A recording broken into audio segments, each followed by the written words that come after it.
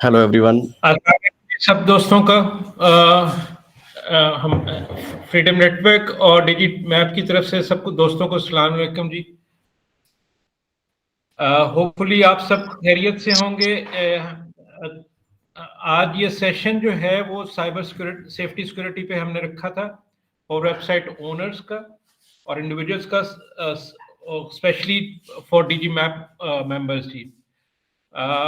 Start करते हैं। ताहिर साहब जो हैं, ताहिर उमर साहब। सर थैंक यू फरहान साहब। थैंक यू ऑल, आप लोगों ने ज्वाइन किया। आज का हमारा सेशन जैसा कि फरहान साहब ने बताया कि साइबर सिक्योरिटी अवेयरनेस पे है, जिसमें एज ये एन हमें और हम as a website owners, website administrators कुछ चीज़ों को जो है वो देखेंगे, समझेंगे और बेस्ट प्रैक्टिसेस जो हैं उन पे बात करेंगे। तो बात करने से पहले मैं आपको अपना तारुफ करवा दूं। मेरा नाम ताहिर उमर है और मैं बाय एकेडमिक्स कंप्यूटर प्रोग्रामर हूं और सरगोदा यूनिवर्सिटी को सर्व कर चुका हूं as a incharge web development cell. वहाँ पे हमने जो वहाँ का मैनुअल सिस्टम था उसको ऑटोमेट किया, वहाँ की साइबर सिक्योरिटी को स्ट्रॉन्ग किया। उसके अलावा सोशल मीडिया विंग जो है उसको अनेबल किया। उसके अलावा मैं सर्व कर चुका हूँ यूनिवर्सिटी ऑफ आज़ाद कश्मीर को एज ए ट्रेनर फ्रीलांसिंग और डिजिटल मार्केटिंग, जिसमें हमने वहाँ पे स्टूडेंट्स को अपने रोज़गार पे लगाने के लिए डिफरेंट डिजिटल स्किल्स को सिखाना और उनको प्लेटफॉर्म्स पे सेल करना सिखाया। उसके अलावा इंटरनेशनल क्लाइंट्स जो हैं उनके साथ हमारा प्राइमरी वर्क है, जिसमें वेबसाइट डेवलपमेंट है, डिजिटल मार्केटिंग है, ई कॉमर्स मैनेजमेंट है, उसके हवाले से सर्विसेज देते हैं। तो इस तारुफ के बाद हम आगे बढ़ते हैं अपने सेशन की तरफ, जिसमें आज हम बात करेंगे एज एन इंडिविजुअल हम अपने आप को प्रोटेक्ट कैसे कर सकते हैं, कौन सी ऐसी बुनियादी चीज़ें हैं जिनको मद्देनज़र रखना चाहिए, जिससे हम अपने आप को भी और अपनी वेबसाइट्स को भी महफूज रख सकते हैं। क्योंकि अगर हम महफूज नहीं हैं तो डेफिनेटली हमारी वेबसाइट जो है वो भी वल्नरेबल होगी। तो इसलिए अ, हमारी अपनी cyber security as a personal बहुत ज़्यादा इम्पोर्टेंट है हमारी वेबसाइट्स को प्रोटेक्ट करने के लिए। तो सबसे पहले हम इस पे बात करेंगे और उसके बाद हम आगे बढ़ेंगे, उन चीज़ों पे बात करेंगे जो वेबसाइट्स के लिए सिक्योरिटी पैरामीटर्स हैं और इम्पोर्टेंट हैं। बेस्ट प्रैक्टिसेस पे बात करेंगे और एंड पे क्वेश्चन आंसर सेशन करेंगे। आई होप के आप लोगों के लिए ये सेशन मुफीद होगा। आप लोग इस सेशन के दौरान अपने क्वेश्चंस जो हैं वो नोट कर सकते हैं और एंड पे क्वेश्चन आंसर सेशन के दौरान आप अपना क्वेश्चन जो है वो पूछ सकते हैं। मीनवाइल इस सेशन के दौरान कोशिश कीजिएगा कि आपका माइक जो है वो ऑफ रहे, ताकि हम अपनी बात जो है उसको बेहतर तरीके से आप लोगों तक पहुंचा सकें। अच्छा, जब हम बात करते हैं सिक्योरिटी की, साइबर सिक्योरिटी की या इंटरनेट एजेस की, अपने कंप्यूटर की या फिर अपने मोबाइल की, तो एक चीज़ जो है वो बड़ी ज़रूरी है, वो ये है कि जो चीज़ ऑनलाइन है, वो वल्नरेबल है। लाइक हम ये नहीं कह सकते कि हम इंटरनेट एजेस में हों और हमें सिक्योरिटी खदशात ना हो। जब हम अपनी किसी भी डिवाइस को ऑनलाइन कर लेते हैं, वो हमारा कंप्यूटर है या वो हमारा मोबाइल है, तो साथ ही ये रियलिटी जो है वो हमें एक्सेप्ट कर लेनी चाहिए कि हम जितना भी अपने आप को सिक्योर समझें, स्टिल वी आर वल्नरेबल। और हम हम जो है वो कहीं न कहीं सिक्योरिटी के ब्रीचेज़ जो है उसका शिकार हो सकते हैं। तो हमें उससे अपने आप को हमेशा अप टू डेट रखना है और अपने आप को बचा के रखना है और अपनी जो टीम है उसको इसके हवाले से अवेयर करके रखना है। अमूमन जो वायरसेस हैं या जो हमारा ऑनलाइन एक एक्सपीरियंस है उसके अंदर जब हमने ये बात कर ली कि कुछ भी सिक्योर नहीं है, तो ये बात भी इसकी ज़िमनन जो है वो समझना ज़रूरी है कि जो वायरसेस हैं, जो अटैकर्स हैं, जो हैकर्स हैं वो डायरेक्टली हमारे सिस्टम में, हमारे कंप्यूटर में या हमारे मोबाइल में नहीं जा सकते, जब तक उन्हें कोई ना कोई ज़रिया नहीं मिलता। वो ज़रिया जो है, वो अमूमन हम लोग खुद अपनी नासमझी में मुहैया कर रहे होते हैं। यानी ऐसा नहीं हो सकता कि आपका कंप्यूटर ऑनलाइन हो और उसमें वायरस खुद ही चला आए। वायरस हमेशा कैसे आएगा? वो अ, कोई उसको ऐसा पॉइंट मिलेगा जो या तो हमने नासमझी में उसको दिया होगा या फिर जो है हमारे सिस्टम के अंदर एक ऐसा सिक्योरिटी होल मौजूद होगा जिसकी बुनियाद पे वो हमारे सिस्टम को वल्नरेबल करेगा या हमारी सिक्योरिटी जो है उसको कंप्रोमाइज़ करेगा। तो अपने उमर इन साहब, जी सर। माजरत वो कोई ग्रुप में मेंबर मेरे ख्याल में ऐड होना चाह रहे, काइंडली वो एडमिन राइट्स आपके पास हैं तो उनको ऐड कीजिएगा। अ, अभी मेरे पास कोई भी पेंडिंग नहीं है एडमिन रिक्वेस्ट। तमाम अच्छा, जो मुझे 14 मेंबर्स हैं वो एडिड हैं। आपको मैंने को-होस्ट भी किया हुआ है, आपके पास भी आ जाएगी रिक्वेस्ट जो है। अ, अच्छा, जो चल मैं देख लेता हूँ, मुझे स्क्रीनशॉट्स भेजी थी तो मैं देखता हूँ। चलो फिर ठीक हो गया, प्लीज वो कैरी ऑन। ये प्रीवियस मीटिंग में ना हो, जो पहले लिंक उनको भेजा था, अब वो चेक कर लें। जी जी जी जी जी। तो अगर हम उन सोर्सेज़ पे बात करें या उन चीज़ों को अंडरस्टैंड करने की कोशिश करें, जिनके ज़रिए वायरस जो है वो हमारे सिस्टम में आ सकता है, हमारी सिक्योरिटी को कंप्रोमाइज़ कर सकता है, तो बहुत ज़्यादा चांसेस होते हैं कि हमारा सिस्टम जो है वो वल्नरेबिलिटी से बच जाए या वो किसी भी सिक्योरिटी ब्रीच जो है, उससे बच जाए। जिसमें हम बारी-बारी जो है इन चीज़ों को जो है वो देखने की कोशिश करेंगे, समझने की कोशिश करेंगे और उसके बाद आखिर में हम जो है वो इसको कनेक्ट करेंगे वेबसाइट के पैरामीटर्स में। अच्छा, आप लोगों में से किसी ने फ़िशिंग के बारे में सुन रखा है पहले? आप लोग कमेंट सेक्शन यूज़ कर सकते हैं अपना आंसर देने के लिए ताकि हम लोग जागते रहें, सेशन को इंटरैक्टिव बना सकें। आप में से किसी ने फ़िशिंग का नाम सुन रखा है? अ, नहीं सुना। नुसरत साहब कह रहे हैं कि उन्होंने सुना है।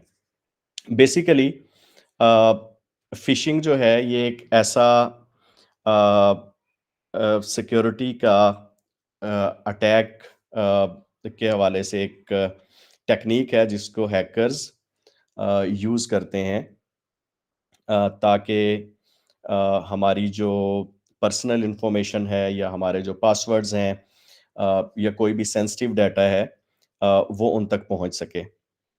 अमूमन कैसे होता है आप लोग देखते हैं कि आपको ईमेल में एक ईमेल रिसीव होती है जिसके अंदर लिखा गया है कि आपका जो अकाउंट है वो बैन कर दिया गया है या आपकी ईमेल जो है वो सस्पेंड कर दी गई है। लाइक इस तरह का कोई भी एक पॉइंट जो है वो शो किया जाता है और जब आप परेशान होके उस पे क्लिक करते हैं तो आपके सामने एक पेज ओपन हो जाता है। लेट्स से अगर आपको ईमेल में फ़ेसबुक का कहा गया है, तो क्या आपका फ़ेसबुक का जो अकाउंट है वो सस्पेंड हो गया है, उसको रीएक्टिवेट करने के लिए क्लिक करें। आप क्लिक करते हैं तो आपको फ़ेसबुक के लॉगिन पेज जैसा एक पेज नज़र आता है। आप उसमें फ़ौरी अपना यूज़र नेम, पासवर्ड एंटर करते हैं और उसके बाद आपको कोई एरर शो हो जाता है या पेज डिसअपीयर हो जाता है और आप समझते हैं कि शायद कोई एरर आ गया, आप इग्नोर कर देते हैं। होता क्या है कि वो पेज जो आपके सामने बिल्कुल फ़ेसबुक जैसा शो हुआ, वो फ़ेसबुक का नहीं था। उसको फ़ेसबुक जैसा बनाया गया था और आपने उस पे गौर नहीं किया, आपने अपना फ़ेसबुक का यूज़र नेम पासवर्ड अ उस वेबसाइट पे दर्ज कर दिया और नतीजा क्या हुआ कि आपका अकाउंट या आपका पासवर्ड जो है, वो कंप्रोमाइज़ हो गया। इसकी एग्ज़ाम्पल जो है, वो आप स्क्रीन पे देख सकते हैं कि फ़ेसबुक जैसा ही एक पेज है, जिस पे लॉगिन इन्फॉर्मेशन लिखी होती है और आप फ़ौरी वो इन्फॉर्मेशन जो है, वो देखते हैं, आपको लगता है कि ये फ़ेसबुक है, आप फ़ौरी एंटर कर देते हैं और वो डाटा जो है, वो फ़ेसबुक के पास पहुँचने की बजाय वो हैकर्स के पास पहुँच जाता है। तो इसका इसको देखने का जो आसान सा फ़ॉर्मूला है वो ये है कि इसका यूआरएल जैसा कि आप ऊपर देख सकते हैं इस निशान से, यहाँ पे जो यूआरएल होगा वो फ़ेसबुक जैसा होगा लेकिन फ़ेसबुक का नहीं होगा। मसलन आप देखें यहाँ पे www.facebook.cixx6.com यानी गोया इस इनकी वेबसाइट जो है वो cixx6.com है, लेकिन शुरू में एक प्रीफ़िक्स सब डोमेन का ऐड करके उन्होंने ऐसे शो किया है कि जैसे ये फ़ेसबुक का हो। अच्छा, आप शुरू में बस फ़ेसबुक देखते हैं, उसके आगे जो है वो नोट नहीं करते, तो गोया आपकी सिर्फ़ एक छोटी-सी लापरवाही की वजह से आपकी जो इन्फॉर्मेशन है, वो हैकर्स के पास पहुँच जाती है। अब होता क्या है कि आपको ये लगता है कि फ़ेसबुक इनसिक्योर हो गई है, हालाँकि आपने खुद एक रास्ता दिया है इसको हैकर को जिससे वो आपका जो है वो अकाउंट हैक करता है। आपको ये बात याद होगी कि हमने बात की कि वायरस जो है या अटैक्स जो है वो हमेशा उसको किसी न किसी सोर्स की ज़रूरत होती है, तो हम यहाँ पे सोर्स बन गए। तो किन बातों का ख़्याल रखना है यहाँ पे कि हमारा जो यूआरएल है उसको आपने देखना है। हमेशा जो सब डोमेन होती है वो स्टार्ट में होती है, जैसे फ़ेसबुक ये सब डोमेन होगी किस डोमेन की cix6.com लेट्स से हम अ अपनी किसी डोमेन की बात कर लेते हैं digimap.pk वेबसाइट है, तो ये मेन डोमेन होगी और इसके शुरू में अगर हम let's say a, account dot a, digimap.pk लगाते हैं तो जो अकाउंट है वो सब डोमेन होगा। तो गोया अगर हम शुरू में facebook.digimap.pk लगाएँगे, तो जो ओरिजिनल डोमेन है वो .com से बिल्कुल पहले होगी या .pk जो है उससे बिल्कुल पहले होगी। तो जो बाकी है वो सब डोमेन होगा और सब डोमेन जो है वो कोई भी क्रिएट कर सकता है। तो आपको ये देखना है कि मेन डोमेन क्या है? सब डोमेन जो है उसको आपने इग्नोर करना है क्योंकि सब डोमेन किसी भी डोमेन के अंदर जो है वो बनाई जा सकती है। अच्छा उसके बाद आप अमूमन ये देखते हैं कि आपको जीमेल के अंदर एक ईमेल आती है कि आपको किसी ने फाइल शेयर की है, गूगल डॉक की फाइल शेयर की है और आप उसको ओपन करें। यहाँ पे क्या होता है कि जब आप इसको इस पे ओपन इन डॉक्स पे क्लिक करते हैं तो आपको वो एक नेक्स्ट पेज पे ले जाता है। नेक्स्ट पेज जो है वो आपको कुछ इस तरह की इन्फॉर्मेशन शो करता है। आप जल्दी से अलाउ पे क्लिक करते हैं और नतीजा क्या होता है कि अगेन आपका जीमेल जो है वो हैकर्स के पास पहुँच जाता है। कैसे पहुँचता है? यहाँ पे जब ओपन इन डॉक्स पे क्लिक किया, तो आपके सामने ये एक पेज आया जिस पे लिखा हुआ है कि ये जो पर्सन जो आपसे एक्सेस लेना चाह रहा है, ये कौन-कौन सी इन्फॉर्मेशन जो है वो कलेक्ट कर सकता है। Number 1 read, send, delete and manage your email, manage your contacts. तो गोया हम उसको खुद परमिशन दे रहे हैं कि आप हमारे सिस्टम में आ जाओ। अब यहाँ पे अप्रोच क्या होनी चाहिए कि अगर कहीं पे भी आपको ऐसी कोई परमिशन जो है वो माँगी जा रही है, जो कि आप समझते हैं कि आपकी इजाज़त के बिना है या इसकी ज़रूरत नहीं है, लेट्स से अगर किसी ने ये फाइल भेजी है, तो उसको हमारी ड्राइव की एक्सेस क्यों चाहिए होगी? उसकी ड्राइव पे है, ठीक है? तो यहाँ पे हम नासमझी में बस बगैर पढ़े अलाउ पे क्लिक करते हैं और नतीजा ये होता है कि हमारी पूरी जो जीमेल की एक्सेस है, वो हैकर के पास चली जाती है। अब क्या होता है कि जीमेल की एक्सेस उसके पास चली गई। बाज़ औक़ात मैंने ये भी सुना कि लोग कहते हैं कि जी हमारी जीमेल में कौन-सा खज़ाना पड़ा हुआ है जो वो निकाल लेंगे।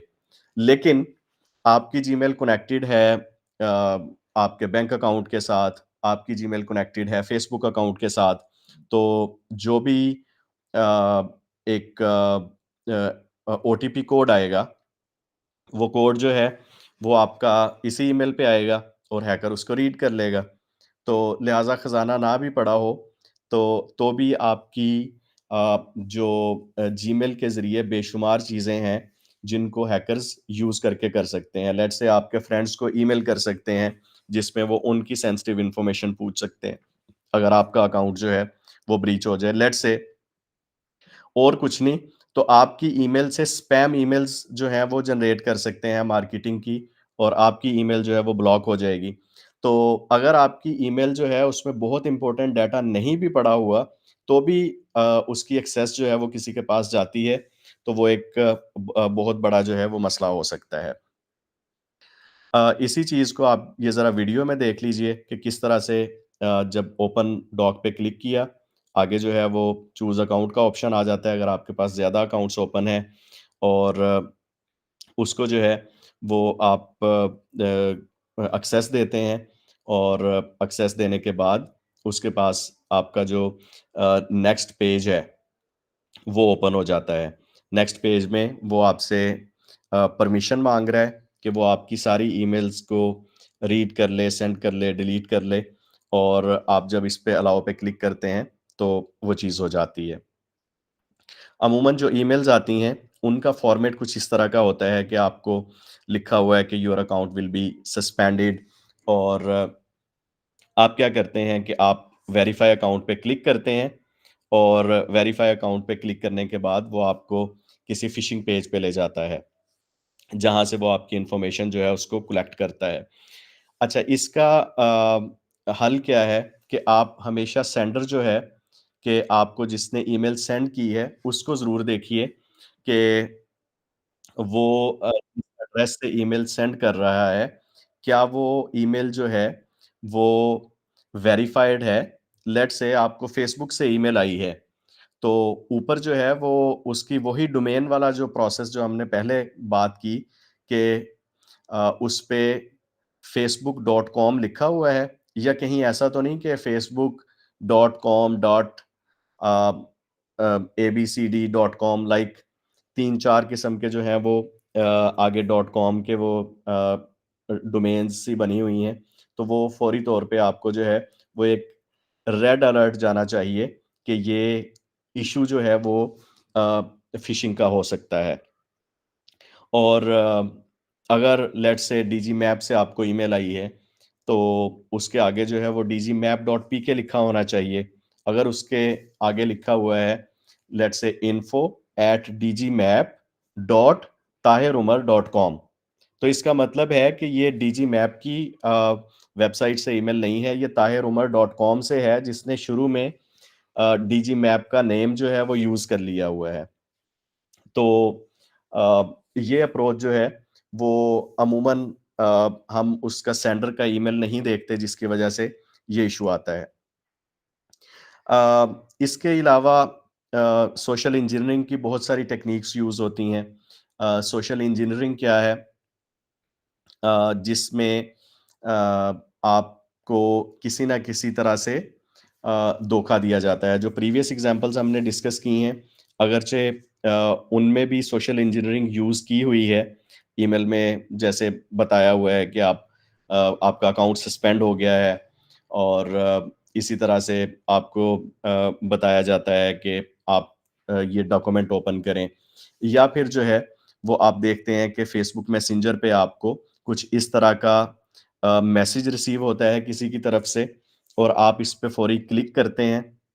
समटाइम्स ऐसा होता है कि यहाँ पे आपकी ही फ़ोटो नज़र आ रही होती है आपको और लिखा होता है कि ये कोई आपकी स्पेशल वीडियो है या कुछ इस तरह का ऊपर मैसेज लिखा होता है जिसको आप ज़्यादा गौर नहीं करते और आप जस्ट अपनी तस्वीर देख के उस पे क्लिक करते हैं और ये क्लिक करने के बाद आपको ले जाता है या तो किसी फ़िशिंग पेज पे अगेन, या फिर ये आपको ले जाता है किसी ऐसे सॉफ्टवेयर वाले पेज पे जहाँ से वो सॉफ्टवेयर डाउनलोड होता है और आपके सिस्टम में इंस्टॉल हो जाता है और इंस्टॉल होने के बाद वो सीक्रेटली अपना मैसेज जो है वो आपकी आईडीज़ के थ्रू या फिर आपके पासवर्ड स्टीलिंग, लाइक वो आपके ब्राउज़र के अंदर आके गोया बैठ गया और वो मॉनिटर कर रहा है, वो वहाँ से डाटा कॉपी कर रहा है और आपको उसका मालूम नहीं होता। थोड़ा-सा आगे चल के मैं आपको क्रोम के अंदर जो है वो एक्सटेंशंस का ऑप्शंस दिखाता हूँ और वहाँ पे आपको बताता हूँ कि जब एक्सटेंशंस जो हैं वो इंस्टॉल हो जाती हैं, तो वो वहाँ से या इस तरह के मैसेजेस सेंड कर रही होती हैं या आपका डाटा स्टील कर रही होती हैं या फिर जो है वो आपके जो ब्राउज़र्स हैं उनको स्लो करती हैं या डिफरेंट वेबसाइट्स ओपन कर देती हैं ट्रैफिक जनरेट करने के लिए। हर अटैक का पर्पस डिफरेंट होता है। समटाइम्स एक अटैक जो है वो आपका डाटा स्टील करने के लिए यूज़ किया जाता है। समटाइम्स एक अटैक जो है वो इसलिए परफ़ॉर्म किया जाता है कि आपको आपका सिस्टम जो है उसको स्लो कर दिया जाए, आप ठीक तरीके से काम ना कर सकें। और फिर एंटीवायरस कंपनीज़ जो हैं वो आपको अपने एंटीवायरस वायरसेस जो हैं वो महँगे दामों बेचें या फिर जो है वो आपको डिफरेंट एड्स शो किए जाएँ और आपको कभी अचानक यूट्यूब का कोई चैनल ओपन हो जाएगा, उसमें वीडियो चलना शुरू हो जाएगी। समटाइम्स कोई वेबसाइट ओपन हो जाएगी, माज़ी में alibaba.com ओपन हो जाती होती थी या दराज़.pk ओपन हो जाती थी और लोग कहा करते थे कि ये दराज़ दराज़ पीके वाला जो वायरस है ये ख़त्म कर दें। तो वो बेसिकली डिफरेंट ऑब्जेक्टिव्स होते हैं अटैकर्स के जिनको वो पूरा करने के लिए इस तरह की डिफरेंट सोर्सेज़ को आपके सिस्टम में इंस्टॉल करते हैं। फिर आपने देखा होगा कि आपको फ़ेसबुक पेज एडमिन के तौर पे बाज़-औक़ात फ़ेसबुक पेज पे एक मैसेज रिसीव होता है, जिसमें ब्लू टिक आप देखते हैं ऊपर लगा हुआ है, वो प्रोफ़ाइल फ़ोटो की जगह उन्होंने ब्लू टिक लगा लिया होता है और उसका नाम कुछ इस तरह का रखा होता है कि टेक्नोलॉजी समथिंग जिससे आपको थोड़ा-सा लगे कि जैसे ये कोई ऑफ़िशियल टाइप का मैसेज है और उसके अंदर आपको बताया जाता है कि आपका पेज जो है, वो तो डिसेबल कर दिया गया है ड्यू टू डिफरेंट लॉज़ और अगेन आप क्या करते हैं कि आप इस मैसेज को पढ़ के उसके अंदर जो लिंक है, उस पे क्लिक करते हैं और वो लिंक आपको ले जाता है अगेन किसी डिफरेंट वेबसाइट पे, जहाँ से आपकी इन्फॉर्मेशन जो है, वो अगेन स्टील होती है। पिछले दिनों में फेसबुक एडमन्स को ये बहुत फ्रीक्वेंटली ये स्कैम जो है वो सामने आया। इससे पहले एक स्कैम था जिसमें जो एडमन्स हैं उनको मैसेज आता था इनबॉक्स के अंदर कि आपकी वेबसाइट बहुत शानदार है और हम आपकी वेबसाइट के साथ पार्टनरशिप करना चाहते हैं। हम आपको पर आर्टिकल जो है वो $500 या $1000 पे करेंगे। तो लेकिन हमें आपकी कोई एक्सेस नहीं चाहिए होगी, जस्ट आपको कुछ स्टेप्स फॉलो करने हैं।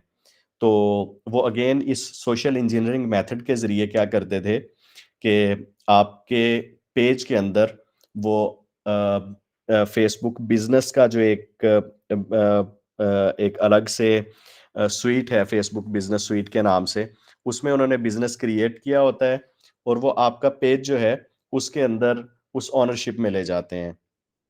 और कुछ दिनों बाद वो आपके जो पेजेज़ हैं उस पे आपको एक्सेस ख़त्म कर देते हैं, इवन आप एडमिन होते हैं लेकिन चूँकि पेज की ओनरशिप उनके पास चली गई होती है, तो वो नतीजा क्या होता है कि आपका जो पेज है उससे वो आपको भी रिमूव कर देते हैं और अनवांटेड किस्म की उस पे स्टोरीज लगना शुरू हो जाती हैं। उस पे जो है वो अजीबो-गरीब किस्म के एड्स आना शुरू हो जाते हैं। तो वो बेसिकली इन 2 स्कैम्स के ज़रिए हो रहा है। एक जो आपके सामने स्क्रीन पे शो हो रहा है कि आपको एक नोटिफ़िकेशन आता है, वो बेसिकली नोटिफ़िकेशन नहीं, एक मैसेज होता है।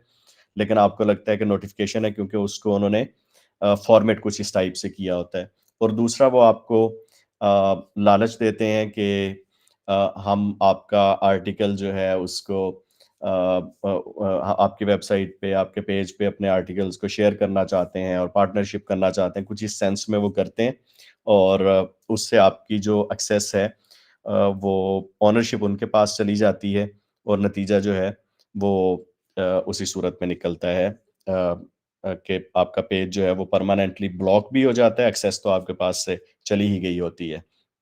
ब्लॉक क्यों हो जाता है? क्योंकि उसपे वो अनवांटेड किस्म की चीज़ें शेयर करते हैं और वो फ़ेसबुक की पॉलिसीज़ के खिलाफ होती हैं, तो फ़ेसबुक उसको बैन कर देता है। इस पेज में भी आप देखें इसका यूआरएल जो है उसको आप ज़रा गौर से देखें। इस पे लिखा हुआ है facebook.violations dash on page dot sport, ठीक है? उसके बाद फिर स्लैश है, फिर डॉट कॉम है। अगर आप इस यूआरएल को नॉन टेक्निकल होने के बावजूद भी गौर से देखें, तो ये कम से कम फेसबुक का आपको नज़र नहीं आता। क्योंकि शुरू में सब डोमेन है जो फेसबुक है, उसके बाद असल डोमेन का नेम जो है वो violations dash on page dot sport है, ठीक है? तो लेकिन आप पहली निगाह में इसको देखेंगे तो आपको ऐसे ही लगेगा कि जैसे ये वाक़ई फेसबुक का पेज है। तो इसमें 2 चीज़ों को आप यहाँ पे मद्देनज़र रख सकते हैं। एक तो ये कि आप अपना जो यूआरएल है, उसको आप गौर से देखें और जहाँ पे वायलेशंस ऑन पेज है, यहाँ पे फेसबुक होना चाहिए था। जबकि सब डोमेन जो है वो कोई भी हो सकती है। वो फेसबुक पे help.facebook.com है, तो facebook.com मेन डोमेन है और हेल्प जो है वो सब डोमेन है, दैट्स फाइन। दूसरा टू स्टेप वेरिफिकेशन है। टू स्टेप वेरिफिकेशन क्या होती है कि आप अपनी जो सोशल मीडिया अकाउंट्स हैं या जीमेल अकाउंट्स हैं, उन पे mobile verification, mobile code verification जो है, वो अनेबल कर लें। उसको टू स्टेप वेरिफिकेशन बोलते हैं। उससे कम से कम ये फ़ायदा होता है कि आपका यूज़र नेम, पासवर्ड अगर किसी के पास मौजूद भी है, तो वो पासवर्ड लगाएगा, तो आपके पास मोबाइल में मैसेज आएगा।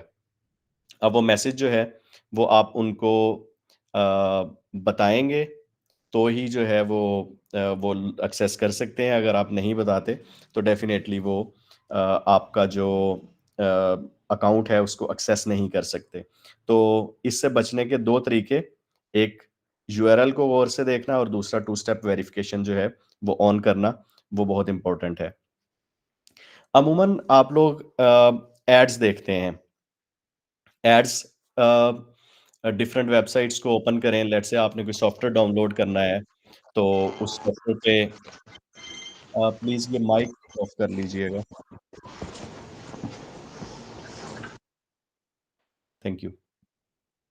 अच्छा, आप लोग क्या करते हैं कि कोई वेबसाइट ओपन करते हैं किसी सॉफ्टवेयर को डाउनलोड करने के लिए या किसी मूवी को डाउनलोड करने के लिए, तो आपको कुछ इस टाइप के मैसेजेस जो हैं वो नज़र आते हैं, जिस पे ये लिखा होता है कि आपकी सिक्योरिटी आउटडेटेड है या कुछ ऐसा उसमें लिखा होता है कि आपके सिस्टम में अ लेट्स से 100 इश्यूज़ हैं, उनको स्कैन कर लें।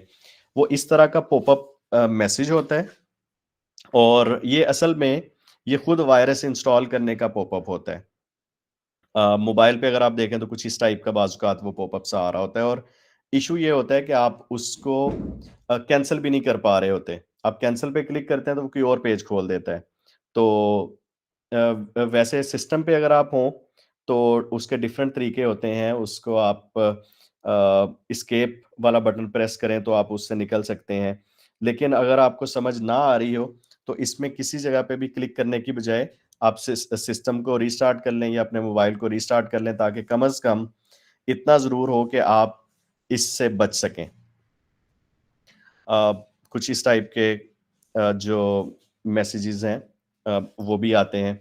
मैं आपको क्विकली शो भी कर देता हूँ वेबसाइट कोई ओपन करके, कि किस तरह से अमूमन अ, जो एड्स हैं वो शो कैसे होते हैं। स्क्रीन में शेयर करता हूँ जी दोबारा।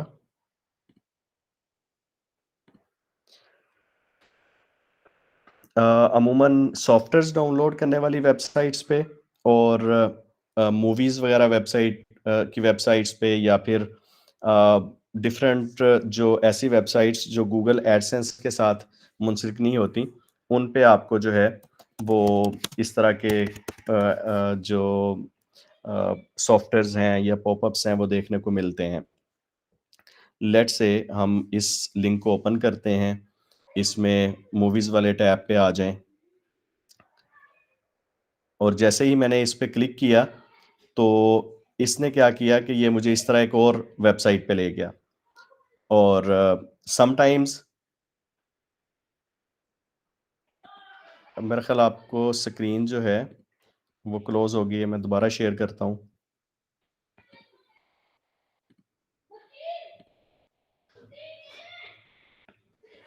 अच्छा, जब हम इस पे क्लिक करते हैं, तो ये अगली टैब में कुछ इस तरह से ले जाता है। अब यहाँ पे लिखा हुआ है कि please tap the allow button to continue. और हम क्या करते हैं, हम इस पे क्लिक करते हैं और क्लिक करने के बाद ये हमारे सिस्टम के अंदर कोई ऐप इंस्टॉल कर देता है। जैसे अभी इस पे एक एरर आ गया कि इसको क्लोज़ कर दें।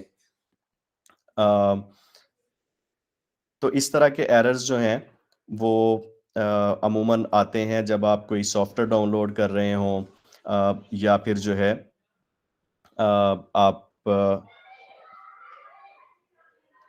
एक सेकंड में इसमें पूरी विंडो शेयर करता हूँ ताकि मैं आपको ऐप जो है उसका भी दिखा सकूँ कि वो किस तरह से मौजूद होती है, या एक्सटेंशन जिसको हम गूगल क्रोम में बोलते हैं।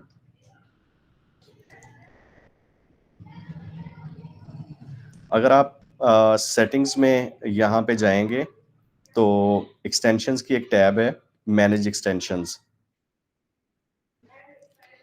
यहाँ पे मैनेज एक्सटेंशंस में अ, डिफरेंट नेम से किसी पे लिखा होगा वीडियो डाउनलोडर, किसी पे लिखा होगा अ पीडीएफ एक्सट्रैक्टर, किसी पे लिखा होगा पीडीएफ डाउनलोडर।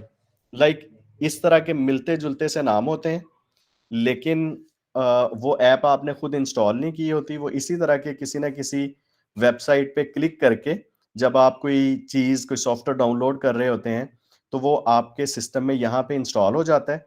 तो यहाँ पे इंस्टॉल होने का मतलब ये है कि वो आपके पूरे क्रोम के अंदर जो है, वो एक्टिविटीज़ जो हैं उनको मॉनिटर कर सकता है, मैनेज कर सकता है, या आपकी जो इन्फॉर्मेशन है उसको स्टील कर सकता है। तो इसका तरीका क्या होता है कि आप यहाँ से जो एक्सटेंशंस हैं, उनको वक़्तन-फ़वक़्तन चेक करते रहें, और अगर कोई ऐसी एक्सटेंशन मौजूद हो जो आपने इंस्टॉल नहीं की या आपको समझ नहीं आ रही उसकी, तो आप उसको सिंपली रिमूव कर दें। और यहाँ से आपको मोर टूल्स के अंदर टास्क मैनेजर जो है, वो भी नज़र आ जाता है। आई एम नॉट श्योर कि अभी टास्क मैनेजर आप लोगों को दिख रहा है या नहीं। आई होप दिख रहा होगा। इसके अंदर भी आपको डिफरेंट जो टैब्स हैं, उसके अंदर अगर वो सीक्रेट यानी बैकग्राउंड में एक्सटेंशंस चल रही हों, तो वो यहाँ पे मौजूद होती हैं, और इसी तरह के डिफरेंट नेम से आप उनको यहाँ से चेक करके एंड प्रोसेस कर सकते हैं ताकि वो ख़त्म हो जाएँ। सॉरी ताहिर साहब for interrupting. I think tab वगैरह नजर नहीं आ रही है तो वो फिर क्लैरिटी नहीं आ रही। अच्छा, मैं उसका दोबारा स्क्रीन शेयर करता हूँ। अ, शायद एक विंडो की शेयर थी, अभी एंटायर स्क्रीन पे आपको आई होप नज़र आ जाएगी। अच्छा जी, यहाँ एक्सटेंशंस पे मैंने मोर टूल्स पे जाके टास्क मैनेजर को ओपन किया। यहाँ पे आपको ये टास्क मैनेजर नज़र आ रहा है जो गूगल क्रोम का है। इसके अंदर अगर कोई एक्सटेंशन जो बैकग्राउंड में चल रही है, जो यहाँ पे नज़र नहीं आ रही लेकिन वो सीक्रेटली आपके सिस्टम में इंस्टॉल हो चुकी है, वो आपको यहाँ पे डिफरेंट नेम्स, जिस तरह मैंने अभी आपको बताया कि वो हो सकता है कि उस पे वीडियो डाउनलोडर लिखा हो, पीडीएफ टाइप का, कुछ इस तरह का नाम जो आपको लगे कि ये तो बड़ी काम की चीज़ है, लेकिन एक्चुअली वो इसी तरह के वायरस के ज़रिए इंस्टॉल हुई होती है, तो वो यहाँ पे मौजूद होगी। आप उसको जस्ट क्लिक करके एंड प्रोसेस पे क्लिक करेंगे, तो वो प्रोसेस जो है, वो एंड हो जाएगा।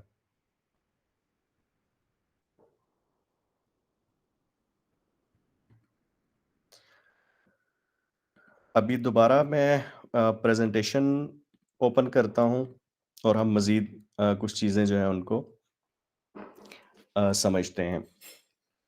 मेरे पास चूँकि ये सिस्टम जो है वो मैक का है, जो विंडोज़ सिस्टम करने वाले ज़्यादातर लोग हैं। आप में से ज़्यादातर लोग विंडोज़ ही यूज़ कर रहे होंगे। तो आप लोगों के जो कंट्रोल पैनल होता है, सिस्टम का कंट्रोल पैनल, उसके अंदर प्रोग्राम्स के नाम से एक ऑप्शन होता है जिसके अंदर सारे इंस्टॉल्ड सॉफ्टवेयर्स होते हैं।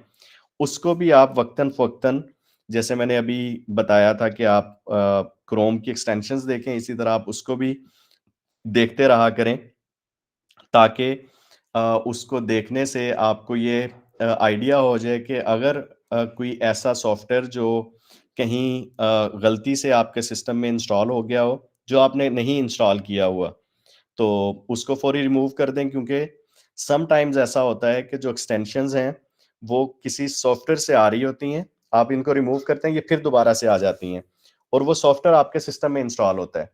तो जब तक आप उस सॉफ्टवेयर को डिलीट नहीं करेंगे, उसको अनइंस्टॉल नहीं करेंगे, तो तब तक जो है वो आप इसको नहीं कर सकते, एक्सटेंशन को जो है वो परमानेंटली रिमूव नहीं कर सकते।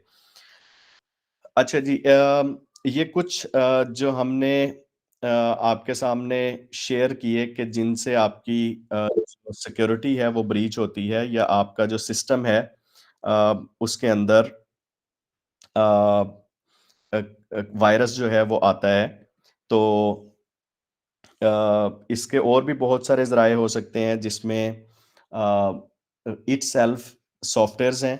लेट्स से आपने इनपेज उर्दू जो है वो डाउनलोड करना है, इनपेज पेड सॉफ्टवेयर है, आप उसका जो फ्री वर्जन है वो पायरेटेड वर्जन बेसिकली वो कहीं न कहीं से डाउनलोड करेंगे, तो नतीजा क्या होगा कि आपका जो सिस्टम है उसके अंदर आपने वायरस को खुद दावत दे दी, वो उसमें मौजूद होता है।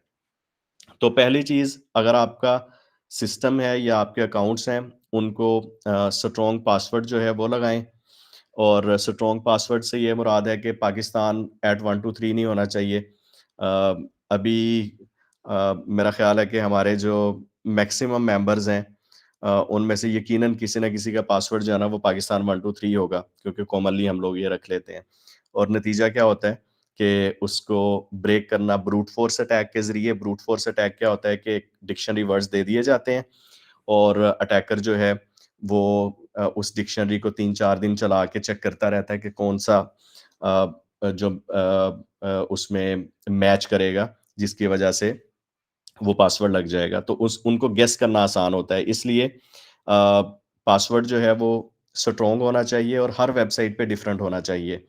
अगर उसका आप मैकेनिज़्म बना सकते हैं, लेट्स से अगर फ़ेसबुक है, तो आप उसमें उसको उल्टा के यूज़ कर रहे हैं, बीएफ लिख रहे हैं, लेकिन उसके साथ आप कोई स्पेशल कैरेक्टर भी यूज़ कर रहे हैं। उसके साथ आप एक जेनेरिक आपने जो खुद से अपने पासवर्ड का हिस्सा रखा हुआ है, वो भी साथ यूज़ कर लेते हैं, ताकि वो पासवर्ड आपको ज़हन में याद रखना भी आसान रहेगा, और जैसे ही आप वेबसाइट खोलेंगे तो आपको आइडिया हो जाएगा कि ये वेबसाइट है, तो इस पे मेरा जो बनाया हुआ फ़ॉर्मूला है, उसके मुताबिक ये पासवर्ड हो सकता है। तो इस तरीके से आप हर वेबसाइट के लिए डिफरेंट पासवर्ड लेकिन एक मैकेनिज्म के तहत बना सकते हैं। टू फैक्टर ऑथेंटिकेशन जो है वो हर प्लेटफॉर्म पे ज़रूर ऑन रखें। फिशिंग से, सोशल इंजीनियरिंग से बचने के लिए एक इम्पोर्टेंट ये एक मैकेनिज्म है जिसमें अगर आपका अकाउंट जो है वो किसी डिफरेंट कंट्री में किसी डिफरेंट डिवाइस पे ओपन होता है, तो आपको फौरी मैसेज आ जाएगा कि ये इसका जो है वो कोड है और वो कोड आप जो है वो किसी के साथ शेयर ना करें। उसके बाद आपके जो सॉफ्टवेयर्स हैं और जो डिवाइसेस हैं वो अपडेटेड होनी चाहिए। अगर आप एंड्रॉयड यूज़ कर रहे हैं तो उसमें अपडेट्स आती रहती होंगी। जो भी लेटेस्ट अपडेट आए उसको समटाइम्स हम लापरवाही की वजह से छोड़ देते हैं। लेकिन बुनियादी मसला ये होता है कि जो प्रीवियस वर्जन्स होते हैं उनमें कहीं न कहीं कोई सिक्योरिटी बग रह गया होता है। तो वो नेक्स्ट अपडेट में उन्होंने ख़त्म किया होता है, तो हम उसको अपडेट नहीं करते तो हम उस चीज़ का शिकार जो है वो हो जाते हैं। तो अपना जो डेस्कटॉप है उस पे भी सॉफ्टवेयर्स जो हैं वो अपडेटेड होने चाहिए, वर्जन्स अपडेटेड होने चाहिए। फॉर एग्ज़ाम्पल आपके सिस्टम पे विंडो एक्सपी, विंडो 7, विंडो 8 नहीं होनी चाहिए। कम से कम विंडो 10 जो है वो कम से कम उसमें होनी चाहिए। फिर आपका सिस्टम जो है उसमें बहुत ज़्यादा एंटीवायरसेस ना रखें, लेकिन एक एंटीवायरस चूज़ करके उसको आप रख सकते हैं। मैं अमूमन यूज़ करता हूँ इंटरनेट सिक्योरिटी 360 इंटरनेट सिक्योरिटी है। वो फ्री सॉफ्टवेयर है, लेकिन उसका निस्बतन जो वर्जन है वो लाइट वेट है, वो आपके सिस्टम को हैवी नहीं करता और आपके सिस्टम को वक्तन-फ़वक्तन स्कैन करता है। खुद विंडोज़ के अंदर भी विंडोज़ डिफेंडर के नाम से एंटीवायरस होता है, उससे वक्तन-फ़वक्तन आप अपने सिस्टम को स्कैन करते रहें, तो मसला नहीं आता। अगेन अपना जो सिस्टम है उसके अंदर पायरेटेड सॉफ्टवेयर्स जो हैं वो यूज़ ना करें। जैसे सबसे पहला सॉफ्टवेयर जो हम पायरेटेड यूज़ करते हैं, वो है विंडोज़ इटसेल्फ। हम विंडोज़ जो है डेफ़िनेटली उसका परचेज़्ड वर्ज़न जो है वो तो यूज़ नहीं कर रहे होते। लेकिन होता क्या है कि उसको डिफरेंट सॉफ्टवेयर्स जो हैं उनके ज़रिए क्रैक किया गया होता है और वो जो क्रैकर्स होते हैं वो खुद से एक वायरस होते हैं। तो उसका हल ये है कि समटाइम्स आपको कुछ ऐसी दुकानें मिल जाती हैं जिनके पास लाइसेंस्ड विंडोज़ के वर्जन्स हैं, वो उसमें की लगा के आपको एक्टिवेट कर देते हैं, वो निस्बतन ठीक है। लेकिन पहली तरजीह में यही कोशिश होनी चाहिए कि आप उसको यूज़ ना करें।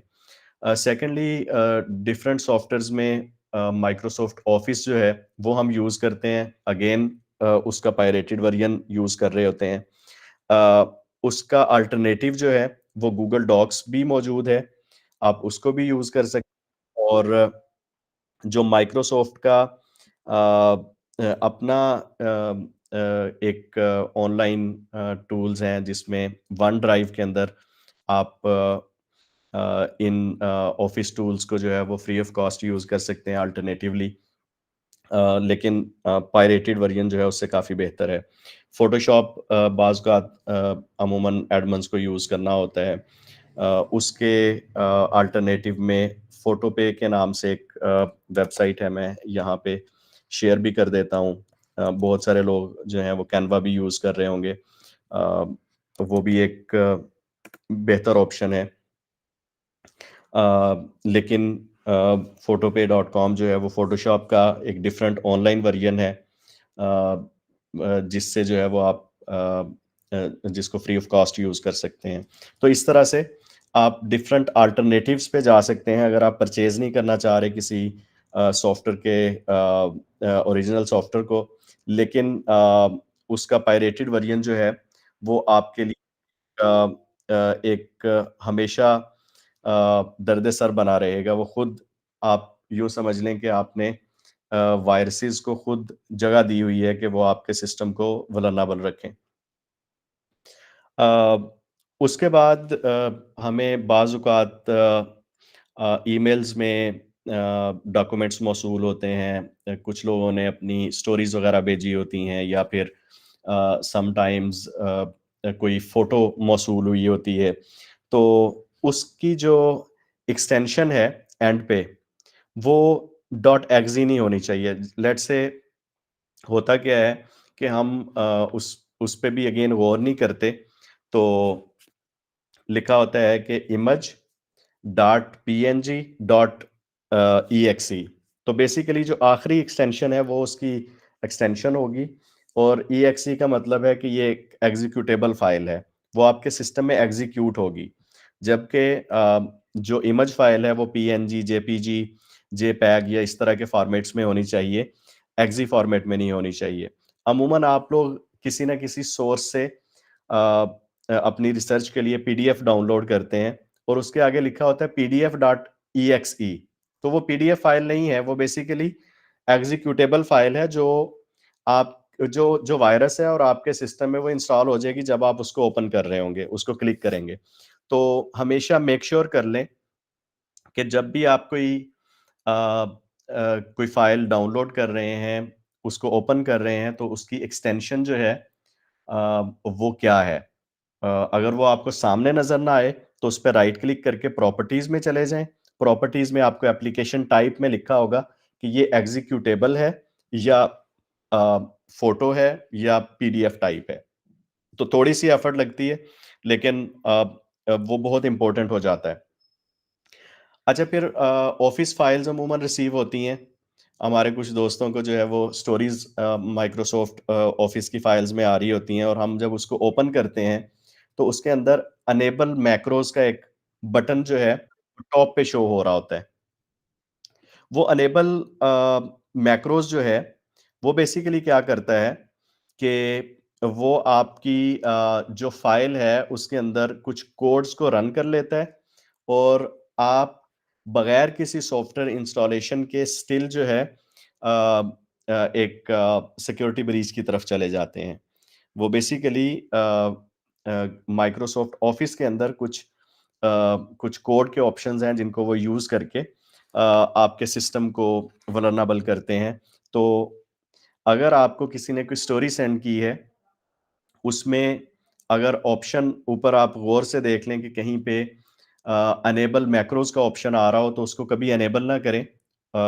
उसको इसी तरह से कर लें। समटाइम्स ऐसा होता है कि आपको स्टोरी सेंड करने वाला जो है उसका उसमें कोई कसूर नहीं होता। उसके सिस्टम में वायरस मौजूद होता है। जब वो अपनी फ़ाइल क्रिएट करता है और स्टोरी फ़ाइल करके आपको भेजता है, और उस वक़्त क्या होता है कि उसको खुद भी नहीं पता होता कि उसके अंदर मैक्रोज़ जो हैं या कोड्स जो हैं वो इंक्लूड हो गए हैं, और वो उसी तरह से आपके पास पहुँच गए हैं। तो अगर हम उसका ख़्याल रखेंगे, तो ये इश्यू जो है वो नहीं आएगा।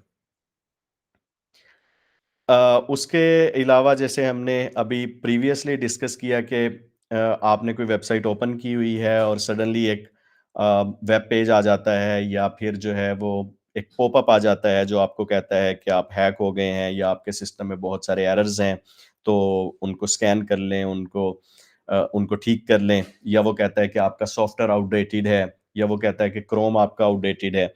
इस तरह के किसी वेबसाइट पे एरर्स आते हैं, तो वो जो है वो बेसिकली आपके सिस्टम के अंदर सॉफ्टवेयर इंस्टॉल करने की रिक्वेस्ट कर रहे हैं, जिसको आप एक्सेप्ट कर लेते हैं। अगर खुद क्रोम की तरफ से अपडेट का ऑप्शन आएगा, तो वो आपके क्रोम के अंदर जहाँ पे आपकी राइट साइड पे 3 डॉट्स के बिल्कुल साथ तस्वीर बनी होती है, उसके साथ लिखा होगा कि अपडेट क्रोम या रीस्टार्ट क्रोम। जबकि वो अलग से कोई सॉफ्टवेयर इंस्टॉल करने के लिए ऑप्शन नहीं आएगा, और वो किसी दूसरी वेबसाइट से नहीं आएगा। लेट्स से अगर ये आपके वेबसाइट पे सॉरी आपके सिस्टम पे कोई एरर्स हैं, तो वो एरर्स abc.com जो है वो नहीं बताएगा। वो आपका या तो माइक्रोसॉफ्ट का, या फिर डिफेंडर, या फिर जो एंटीवायरस आपने इंस्टॉल किया हुआ है वो लोकली आपको इन्फॉर्म करेगा। ये वेबसाइट्स जो पॉपअप शो करती हैं वो बेसिकली एक ट्रैप है, आपको सोशल इंजीनियरिंग के थ्रू सॉफ्टवेयर इंस्टॉल करवाने का। अमूमन कुछ लोग अपने जो पासवर्ड्स हैं, उनको अपने सिस्टम के अंदर जो है वो एक फ़ाइल बना के रख लेते हैं और मज़े की चीज़ ये है कि उन्होंने उसका नाम भी रखा होता है इम्पोर्टेंट या पासवर्ड्स या पास, पीडब्ल्यूडी, वेरी इम्पोर्टेंट, इस तरह के नेम रखे होते हैं, जिसका नुकसान क्या होता है कि अ, जो आपकी वेबसाइट सॉरी आपका सिस्टम अगर कंप्रोमाइज़्ड है, तो हैकर्स के लिए तो वो एक हलवा हो जाता है ना कि वो उनको डायरेक्ट ही फ़ाइल मिल जाती है कि जिसके अंदर आपकी सारी सिक्योरिटी फ़ाइल्स जो हैं पासवर्ड की फ़ाइल्स मौजूद होती हैं और उनको मज़ीद कोई एफ़र्ट नहीं करना पड़ती। तो उसका बेहतर तरीका ये होता है कि आप उसको किसी भी डिफरेंट नेम से रखें और अगर आप उसको जो है पहली कोशिश में तो आप ये कोशिश करें कि आप उसको अपने सिस्टम में रखें ही ना। आप अपनी किसी डायरी वगैरह पे लिख के रख सकते हैं। वो भी अपने किसी सिक्योर जगह पे और दूसरी अप्रोच जो है वो ये हो सकती है कि आप अपना एक पासवर्ड्स का जैसे हमने पहले डिस्कस किया कि उसका एक फ़ॉर्मूला सा बना लें ताकि आपको वो मसला ही ना आए और अगर आप रखना भी चाह रहे हैं तो उसको डिफरेंट नेम से रखें। तो ये कुछ बेस्ट प्रैक्टिसेस थी जो एज़ एन इंडिविजुअल जो हर पर्सन को ज़रूरत पड़ती है, वो भले वेबसाइट का ओनर है, वेबसाइट का एडमिन है या नहीं है। एज़ एन इंडिविजुअल हमें जो है वो इन चीज़ों का ख़्याल जो है वो रखना चाहिए, इन बेस्ट प्रैक्टिसेस को यूज़ करना चाहिए, किसी भी हैकर के अटैक से बचने के लिए। अब हम आते हैं वेबसाइट सिक्योरिटी की जानिब।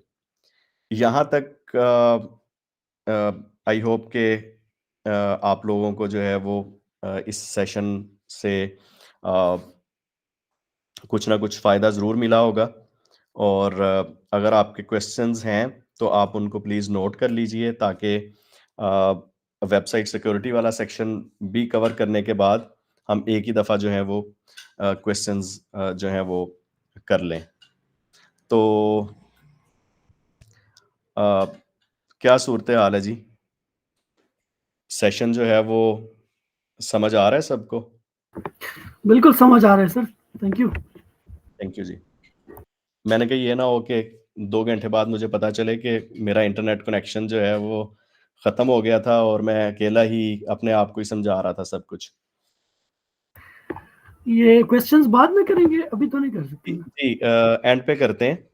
अभी जो वेबसाइट्स की सिक्योरिटी के हवाले से कुछ इम्पोर्टेंट चीज़ें हैं बिकॉज़ अ, कमोबेश वर्डप्रेस पे जितनी भी वेबसाइट्स हैं, उनको कहीं न कहीं सिक्योरिटी ब्रीच का मामला जो है वो फेस करना पड़ा है पिछले कुछ अरसे में। तो या वेबसाइट मुकम्मल हैक होके डिलीट हो गई या डेटाबेस जो है वो चली गई या फिर ये हुआ कि गूगल ने उनको डीरैंक कर दिया और या फिर ये हुआ कि उनका जो है वो सर्वर बहुत ज़्यादा स्लो हो गया। तो ये मसाइल जो हैं वो अमूमन वेबसाइट्स ओनर को फेस करना पड़े और उसमें कौन-सी इम्पोर्टेंट चीज़ें हैं जिनका आपको ख़्याल रखना चाहिए। एज़ एन इंडिविजुअल जब आप जो प्रीवियस हमने बातें डिस्कस की हैं, अगर आप उनका ख़्याल रखेंगे, तो वो आपको बेसिकली आपकी वेबसाइट के लिए भी सिक्योर बनाएँगे। क्योंकि अगर आपका सिस्टम ही वल्नरेबल है तो भले जो है वो आपका सर्वर कितना ही सिक्योर क्यों ना हो, भले आपकी वेबसाइट पे पासवर्ड्स कितने ही स्ट्रॉन्ग क्यों ना हो, भले आपने वेबसाइट्स पे जितने भी सिक्योरिटी के मेयर्स और सिक्योरिटी कंपनीज़ को हायर किया हुआ हो, स्टिल आपका अपना सिस्टम जो है वो राह हमवार कर रहा होगा हैकिंग की, आपकी वेबसाइट जो है उसके लिए। और अगर आपको आसानी मुयस्सर हो तो as a website admin as a website owner आप अगर मैकबुक यूज़ करते हैं या आईमैक यूज़ करते हैं, तो वो निस्बतन एक सिक्योर अप्रोच है। सिक्योर अप्रोच क्यों है कि जो विंडोज़ है वो एक ऐसा सिस्टम है जिसके अंदर सॉफ्टवेयर डेवलपमेंट जो है उसके कोई ख़ास रूल्स नहीं हैं, जिसमें कोई भी डेवलपर जो है वो सॉफ्टवेयर डेवलप कर सकता है। जबकि मैक के अंदर जो है वो इसको डिज़ाइन ही इस तरह से किया गया है कि इसमें आसानी के साथ कोई भी डेवलपर जो है वो अपना कोड नहीं कर सकता। और फिर इनका जो ऑपरेटिंग सिस्टम है उसको बिल्ड इस तरह से किया गया है कि अगर खुदा ना खास्ता आ भी जाए तो वो इतनी आसानी से सिक्योरिटीज़ को ब्रीच नहीं कर पाता, चूँकि मल्टीपल सिक्योरिटी ऑप्शंस जो हैं वो यहाँ पे इम्प्लीमेंट किए गए होते हैं। तो आईफ़ोन या मैकबुक निस्बतन एक बेटर अप्रोच है। लेकिन स्टिल ये एक ऑप्शनल चीज़ है, एक मैंडेटरी चीज़ नहीं है। एज़ ए वेबसाइट ओनर आपको जिस चीज़ का सबसे पहले ख़्याल रखना है, वो है कि आपका जो एसएसएल सर्टिफ़िकेट है वो इंस्टॉल है या नहीं है। ये एसईओ के लिए भी बहुत इम्पोर्टेंट है और ये सिक्योरिटी के लिए भी बहुत इम्पोर्टेंट है। एसएसएल आप लोग देखते हैं कि जैसे इस प्रेज़ेंटेशन में भी आप देखेंगे टॉप लेफ्ट साइड पे एक लॉक का ऑप्शन जो है वो नज़र आ रहा है। वो जो लॉक का ऑप्शन होता है, ये बेसिकली एसएसएल का बटन होता है, जो आपकी वेबसाइट का कनेक्शन आपके यूज़र के साथ सिक्योर बनाता है। होता क्या है कि अगर आपकी वेबसाइट का ये कनेक्शन सिक्योर नहीं है यूज़र से वेबसाइट सर्वर के दरमियान, तो आपका जो सर्वर है उसमें man in the middle attack हो सकता है कि लेट्स से मैं एक विजिटर हूँ, मैंने dgmap.pk जब अपने ब्राउज़र में लिखा, तो बेसिकली मैंने क्या किया कि मैंने एक रिक्वेस्ट फ़ाइल की dgmap के सर्वर को कि मुझे dgmap जो है वो ओपन करनी है। वो रिक्वेस्ट सर्वर के पास चली गई। सर्वर रिस्पॉन्स के अंदर मुझे वो पेज जो है वो वो भेजता है, ठीक है? अब मेरा और सर्वर के दरमियान एक राब्ता कायम हो गया। अगर वो सिक्योर नहीं है, तो मैन इन द मिडल क्या करता है कि वो रास्ते के अंदर उसके साथ कोई ना कोई सॉफ्टवेयर अटैच करके भेज देगा, मैलिशियस सॉफ्टवेयर, जो कि मुझे एज़ ए विज़िटर जो है, मुझे तो ट्रस्ट होगा डीजीमैप पे, लेकिन होगा क्या कि वो पैकेज जो है वो साथ में डाउनलोड हो जाएगा और वो मेरे सिस्टम में इंस्टॉल हो जाएगा, जिसकी वजह से मेरा सिस्टम जो है वो वल्नरेबल हो जाएगा। तो और दूसरा क्या होगा कि सर्च इंजन जो है वो साइट को जब ये देखेगा कि यहाँ से लोगों को नुकसान हो रहा है, तो वो आपको डी रैंक कर देगा। तो इसलिए ये एसएसएल सर्टिफिकेट जो है ये बहुत ज़रूरी है। इसको आप अगर मिसाल से समझना चाहें तो ये ऐसे ही है कि जैसे अगर आप डाक के थ्रू कोई ख़त भेजते हैं और वो ख़त जो है वो जितना सील्ड होगा और दरमियान में उसको डाकिया ओपन ना कर सके या कोई और पर्सन दौराने सफ़र जो है उसको ना खोल सके, तो वो चीज़ जो है और यूज़र तक वो लेटर जो है वो पहुँच जाए सिक्योरली, तो वो इस मोहर के ज़रिए मुमकिन होगा, जिसको एसएसएल सर्टिफ़िकेट बोला जाता है।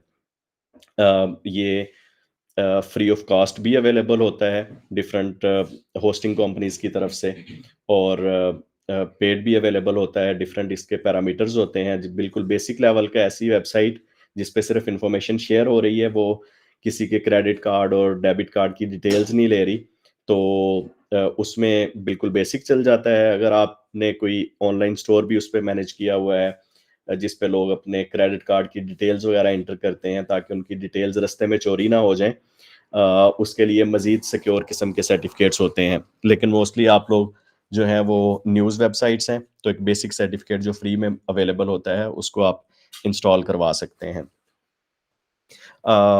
फ्री वाले का सिर्फ़ ये मसला होता है कि वो 3 माह बाद एक्सपायर हो जाता है, उसको फिर रिन्यू करना पड़ता है। उसके बाद दूसरी इम्पोर्टेंट चीज़ है वो ये है कि आपके जो सीएमएस जिसको कंटेंट मैनेजमेंट यानी मोस्टली आप लोग वर्डप्रेस यूज़ कर रहे होंगे, तो वर्डप्रेस जो है उसका वर्ज़न नया आता है और वो वर्ज़न जो है वो एज़ एन एडमिन आप लोग उसको इग्नोर कर देते हैं मैसेज को और वो अपडेटेड नहीं होता। जिससे क्या नुकसान होता है कि वर्डप्रेस एक ओपन सोर्स सॉफ्टवेयर है। ओपन सोर्स से ये मुराद है कि ये सॉफ्टवेयर जो है इसको डिफरेंट डेवलपर्स ने पब्लिकली बिल्ड किया हुआ है और इसके अंदर कोई भी इसके स्ट्रक्चर को देख सकता है, इसके कोड को देख सकता है, जिसकी वजह से इसमें वल्नरेबिलिटी के चांसेस बढ़ जाते हैं। जब इसका कोड पब्लिकली अवेलेबल है सॉफ्टवेयर का, तो कोई बंदा भी उस पे एक्सपेरिमेंट्स करके उसके अंदर जो है वो घुसने के लिए डिफरेंट रास्ते ढूँढ सकता है। तो जब भी वो कोई रास्ता ढूँढता है कोई बंदा, तो सीएमएस क्या करता है कि अपना नया वर्जन लॉन्च करता है उसका सिक्योरिटी पैच डाल के, कि वो रास्ता हमने क्लोज़ कर दिया। तो जब आप लोग अपना सीएमएस जो है उसको यानी वर्डप्रेस के वर्जन को लेटेस्ट वर्जन पे नहीं रखते, तो नुकसान ये होता है कि आपकी वेबसाइट जो है वो वल्नरेबिलिटी की तरफ एक सिग्नल उसका चला जाता है कि वो किसी भी वक़्त हैक हो सकती है। अच्छा, यहाँ पे ये भी मद्देनज़र रखिएगा कि आजकल हैकिंग जो है वो भी ऑटोमेट हो गई है। आर्टिफ़िशियल इंटेलिजेंस की दुनिया में जहाँ पे हर चीज़ जो है वो ऑटोमेशन की तरफ गई है, वहाँ पे हैकर्स भी अब वेले बैठे हैं। उन्होंने अपने कोड्स बना दिए हुए हैं जो सारा दिन क्रॉलिंग करते हैं और ढूँढते हैं कि ऐसी वेबसाइट्स जो पुराने वर्जन्स पे हों, जिनमें वल्नरेबिलिटीज़ मिलें और वो ऑटोमैटिकली उन पे अटैक करें और अटैक करके वो अपने कई तरह के कोड्स वहाँ पे पोशीदा बना देते हैं। आप अगर किसी न किसी तरह से उसको डिलीट भी करते हैं तो वो दोबारा आ जाते हैं और दौराने वल्नरेबिलिटी जब आप कंप्रोमाइज़ हो चुके हुए हैं, तो उस वक़्त आप जितना भी इसमें सिक्योरिटी पैरामीटर्स लेते रहेंगे, वो ज़ाया चले जाते हैं क्योंकि वायरस जो है वो उन एंटीवायरसेस को भी जो है वो कंप्रोमाइज़ करके उनको अपने मकसद के लिए यूज़ करता रहता है। तो ये सिलसिला फिर रुकता नहीं है। और दूसरा, आपके जो प्लगइन्स होते हैं और थीम्स होते हैं, उनकी भी अपडेट्स आती रहती हैं।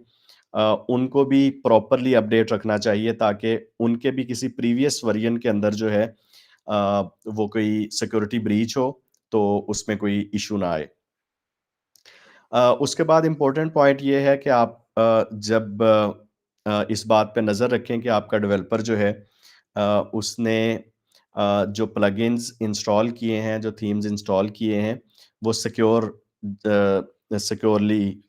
इंस्टॉल किए हैं। सिक्योरली इंस्टॉल से ये मुराद है कि उनको वर्डप्रेस की डायरेक्टरी से डाउनलोड किया है। अगर आप देखें कि लेट्स से आपको कॉन्टैक्ट फॉर्म लगाना है अपनी वेबसाइट पे और आप उसके लिए एक प्लगइन चूज़ करते हैं। वो प्लगइन जो है वो आप गूगल में लिखते हैं कि contact us form for WordPress और वो आपको किसी वेबसाइट पे ले जाता है, वो प्लगइन डाउनलोड होता है। वो प्लगइन डाउनलोड करके जब आप इंस्टॉल करते हैं, तो उसका सोर्स जो है वो वेबसाइट है और हो सकता है कि उन्होंने उसके अंदर कोई ऐसा बैकडोर रखा हो, जिससे आपकी वेबसाइट कंप्रोमाइज़ हो जाए। तो उसका हल क्या है कि आप वर्डप्रेस की ऑफ़िशियल डायरेक्टरी जो है wordpress.org पे होती है।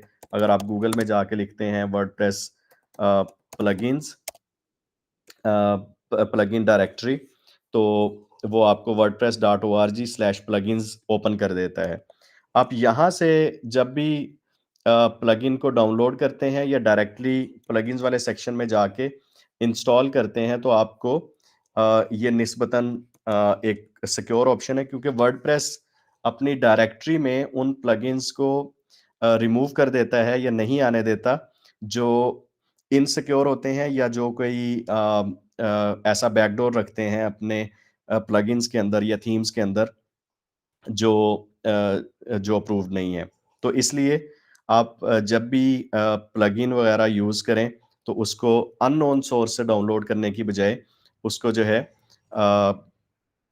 वर्डप्रेस की डायरेक्टरी से डाउनलोड करें। उसके अलावा एक बहुत जो कॉमनली जो है वो इग्नोर्ड इश्यू है, वो ये है कि यूज़र की एक्सेस जो है उसकी कोई तरतीब नहीं लगाई जाती। अमूमन जो ऑथर्स हैं, जो डिफरेंट लेवल्स पे काम कर रहे होते हैं ऑर्गेनाइज़ेशन में, उनको वर्डप्रेस के अंदर एडमिन की एक्सेस दे दी जाती है। तो उसका नुकसान क्या होता है कि सम टाइम आपका जो एम्प्लॉय है, वो खुद तो आपके सिस्टम को ब्रीच नहीं करना चाह रहा होता, लेकिन उसका खुद सिस्टम कंप्रोमाइज़्ड होता है और उसमें हैकर्स जो हैं, वो आपके सिस्टम को जो है, आपके जो वेबसाइट है, उसके अंदर उस यूज़र की बुनियाद पे डिफरेंट एक्शंस परफॉर्म करते हैं। तो होना ये चाहिए कि एज ए वेबसाइट एडमिन सिर्फ जो वेबसाइट एडमिनिस्ट्रेटर्स हैं, ओनर्स हैं, उनके पास एडमिन एक्सेस हो। बाकी आप किसी को भी एक्सेस देना चाह रहे हैं, अगर ज़्यादा भी एक्सेस देनी है तो एडिटर की एक्सेस दें, अदरवाइज़ ऑथर की एक्सेस जो है वो दें। जब आप ऐड यूज़र पे जाते हैं वर्डप्रेस के अंदर, वहाँ पे ये एक्सेस लेवल मौजूद होता है और उससे ये फ़ायदा होगा कि खुदा ना ख़ास्ता अगर उनका सिस्टम कंप्रोमाइज़्ड भी हो, तो वो तब भी कोई एक्शन परफ़ॉर्म ना कर सकें। इसके अलावा जो आपके डिफरेंट फिर यूज़र्स हैं, ये ना करें कि एक यूज़र बना लें लेट्स से एडमिन के नाम से और उसी को जो है वो 10 बंदों को आपने वही एडमिन जो है वो यूज़र नेम और पासवर्ड शेयर किया हुआ है। उससे क्या नुकसान होगा कि आपको ये पता नहीं चलेगा कि किसके सिस्टम से क्या कुछ हो रहा है। लेट्स से आपने अपने एक ऑथर को एक यूज़र अलग से बना दिया उसके नेम से और खुदा ना ख़ास्ता उसका सिस्टम कंप्रोमाइज़्ड है, तो अगर उसके सिस्टम से कोई अटेम्प्ट होने की कोशिश भी होगी, तो वो आप एक प्लगइन है एक्टिविटी लॉग के नाम से आप अपने वर्डप्रेस के अंदर अपने डेवलपर से कह के या खुद इंस्टॉल कर सकते हैं और उसको आप वक्तन-फ़वक्तन चेक करते रहें। उसके अंदर एक्टिविटी आ जाती है कि कौन-सा यूज़र क्या करने की कोशिश कर रहा है। तो अगर कोई ऐसी चीज़ होगी, तो वो आपके सामने आ जाएगी कि ये फ़लाँ यूज़र आईडी से इश्यू हो रहा है। अगर सारे ही एडमिन आईडी यूज़ कर रहे हैं, तो आपको ये नहीं पता चलेगा कि किसके सिस्टम से ये इश्यू आ रहा है। तो इसलिए ये ऑर्गेनाइज्ड अप्रोच यूज़ करनी चाहिए कि हर यूज़र को अलग से उसका यूज़र बना के देना चाहिए क्योंकि वर्डप्रेस के अंदर यूज़र्स की कोई लिमिट भी नहीं है और कोई उस पे अलग से चार्जेस भी नहीं होते क्रिएट करने पे। तो लेकिन अमूमन लापरवाही होती है कि हमारे जो ओनर्स हैं वो बजाय अलग यूज़र्स क्रिएट करने के फिर अगर एक पर्सन काम कर रहा है आज ऑर्गेनाइज़ेशन में, कल छोड़ के जाएगा, तो वो इस मुशक्कत में पड़ने की बजाय एक ही एडमिन यूज़र जो है वो रखते हैं और उसका नतीजा ये निकलता है कि किसी के भी सिस्टम से मसला हो रहा हो, तो वो समझ ही नहीं आती कि कहाँ से इश्यू आ रहा है। तो मॉनिटर करते रहना चाहिए, यूज़र एक्टिविटी को ऑडिट करते रहना चाहिए कि किस यूज़र से क्या हो रहा है ताकि आपको अंदाज़ा रहे कि अगर किसी का सिस्टम कंप्रोमाइज़्ड है, तो आप फ़ौरी उस यूज़र को जो है वो टेम्पररी उसका पासवर्ड चेंज कर दें, उसकी एक्सेस ख़त्म कर दें ताकि इश्यू को रिज़ॉल्व करने के बाद आप दोबारा करें। जिस तरह मैंने बताया कि हमारा जो कंप्यूटर है या मोबाइल है उसके अंदर हम खुद से पायरेटेड सॉफ्टवेयर्स यूज़ करते हैं। नतीजा ये निकलता है कि वो सिस्टम कंप्रोमाइज़ हो जाता है।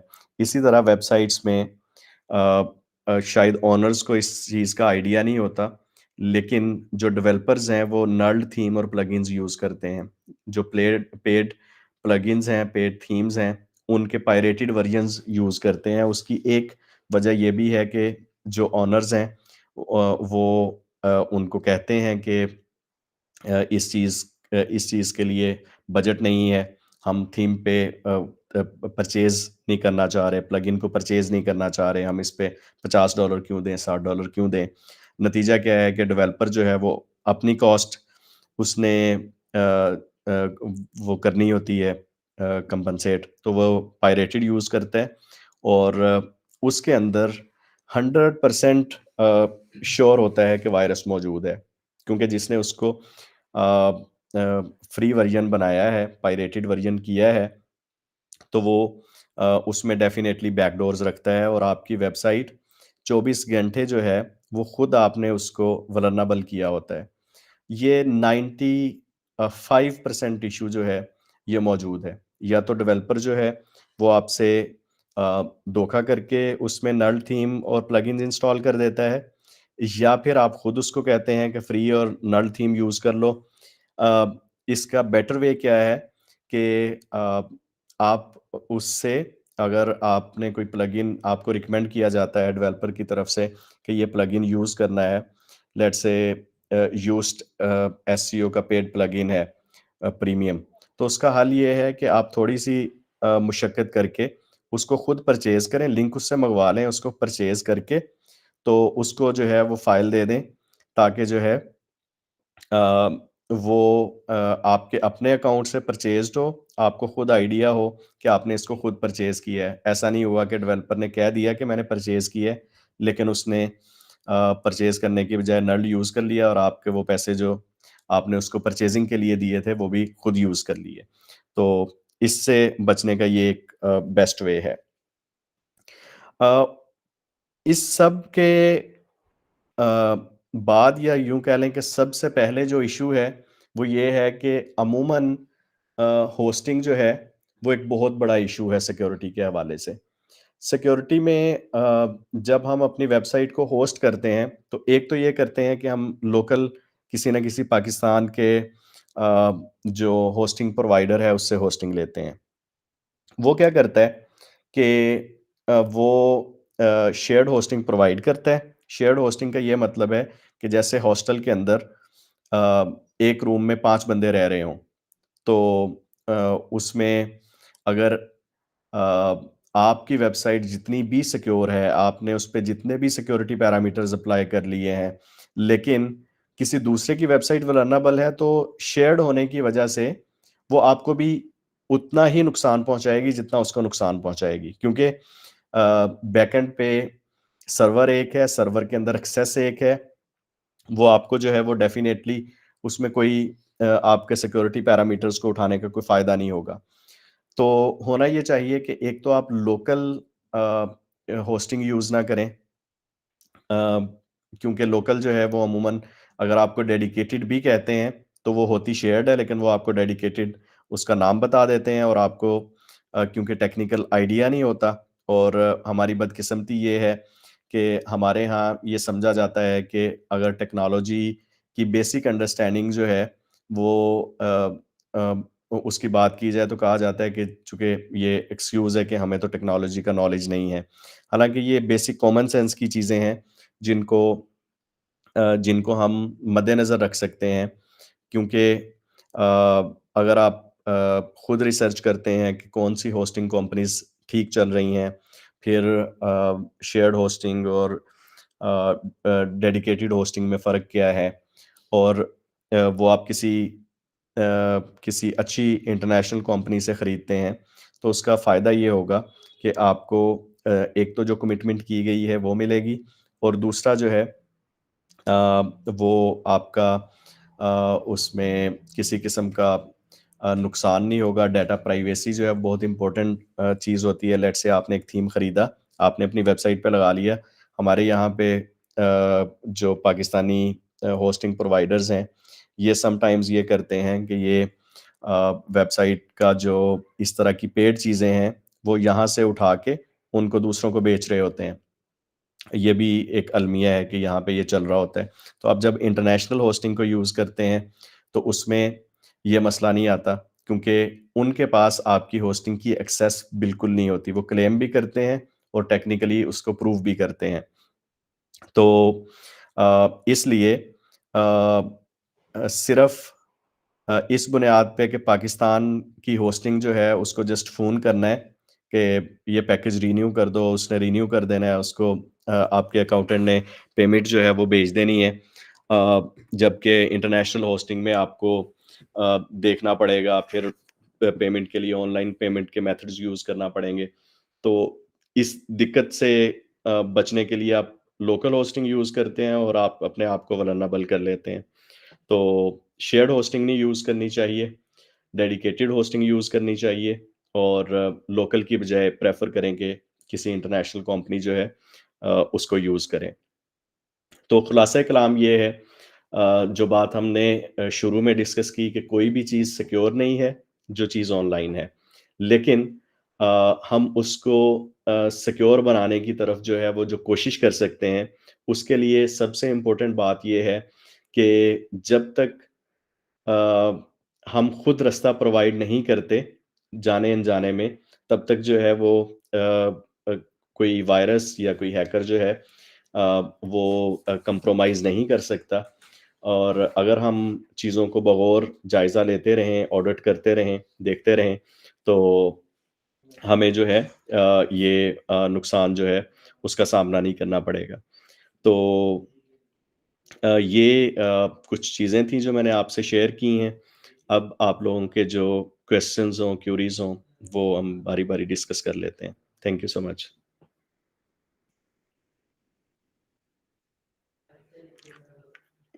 जी, उमर साहब। थैंक यू ताहिर साहब, बड़ा कम्प्रिहेंसिव किस्म का आपने बता दिया बहुत सारी चीज़ें, तो जो हमारे जहन में थी उसके जवाब मिल गए। लेकिन एक आपने बात की एसएसएल की, तो हम ये कैसे आइडेंटिफाई करेंगे कि एसएसएल जो है ये स्ट्रांग है या हमारे जो वेबसाइट है उसकी से प्रोटेक्टेड है। दूसरे जो स्पैम कमेंट्स का इशू है, वो हम कैसे मतलब रिजॉल्व कर सकते हैं? अच्छा जी, एक तो जो एसएसएल है वो अगर आप उस लॉक के ऊपर क्लिक करते हैं, तो उसके ऊपर उसकी इन्फॉर्मेशन आ रही होती है कि कनेक्शन इज़ सिक्योर और उस पे अगर आप क्लिक करें तो वो आपको मज़ीद उसकी इन्फॉर्मेशन दे देता है कि ये सर्टिफ़िकेट जो है, वो किस टाइप का है।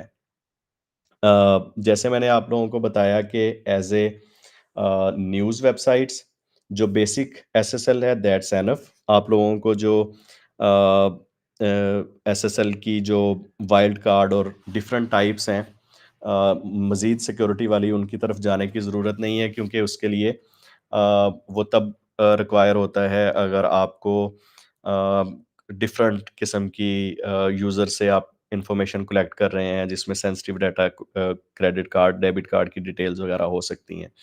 तो जस्ट आप लॉक के ऊपर क्लिक करके उसको देख सकते हैं और उसकी जो टाइप है वो आपके अंदर जो होस्टिंग कंपनी है उसके अंदर भी लिखी होती है कि ये कौन-सी टाइप का एसएसएल है। जो सी पैनल है उसके अंदर भी मिल जाता है। अगर वो वर्डप्रेस पैनल के थ्रू इंस्टॉल किया हुआ है, तो वो प्रेस पैनल जो है उसके अंदर भी आपको ये इन्फॉर्मेशन मिल जाती है। दूसरा आपका जो क्वेश्चन है स्पैम कमेंट्स को डील करने का, उसका बेहतर तरीका ये है कि जो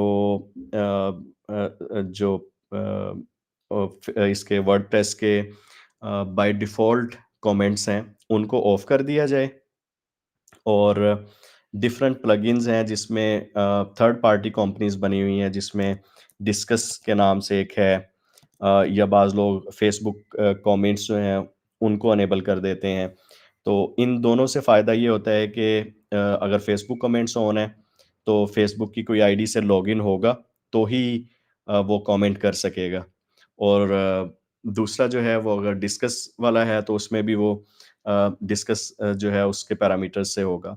थर्ड चीज़ ये हो सकती है अगर आप इन दोनों चीज़ों पे नहीं जाना चाह रहे, तो कुछ स्पैम अलर्ट्स के प्लगइन्स हैं जो आप यूज़ कर सकते हैं और वो किसी हद तक जो है आपको उससे बचाते हैं। लेकिन प्रॉब्लम ये है कि वो आपको किसी हद तक फ्री एक्सेस देते हैं, फिर उसके बाद वो आपसे मज़ीद जो कमेंट्स हैं उनको मॉडरेट करने के लिए सब्सक्रिप्शन चार्जेस जो है वो माँगते हैं। तो बेहतर ये है कि मैं जो ज़ाती तौर पे रिकमेंड करता हूँ कि आप फेसबुक कमेंट्स या डिस्कस कमेंट्स जो हैं उनको इनेबल कर लें, बाय डिफ़ॉल्ट कमेंट्स जो हैं उसको डिसेबल कर दें। जी सुफ़ियान साहब। जी, अस्सलाम वालेकुम। ताहिर, खैरियत से हैं आप?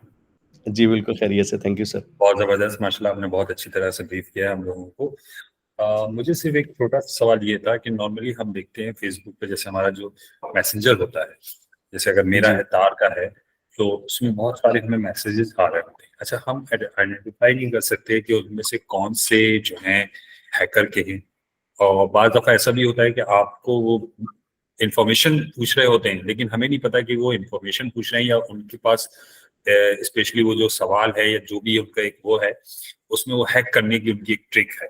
तो उससे बचने के लिए क्या कर सकते हैं?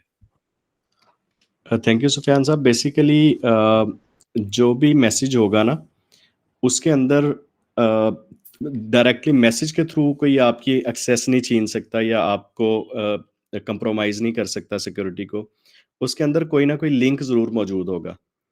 वो लिंक जो है वो आप क्लिक करेंगे और क्लिक करके उस पे कोई ना कोई एक्शन परफ़ॉर्म करेंगे तो फिर मसला होगा। अगर आप सिंपली मैसेज को रीड कर लेते हैं और वो मैसेज आपको लगता है कि ये सेंस नहीं बना रहा, तो जस्ट आप मैसेज को इग्नोर कर दें, दैट्स फाइन, कोई इशू नहीं होगा।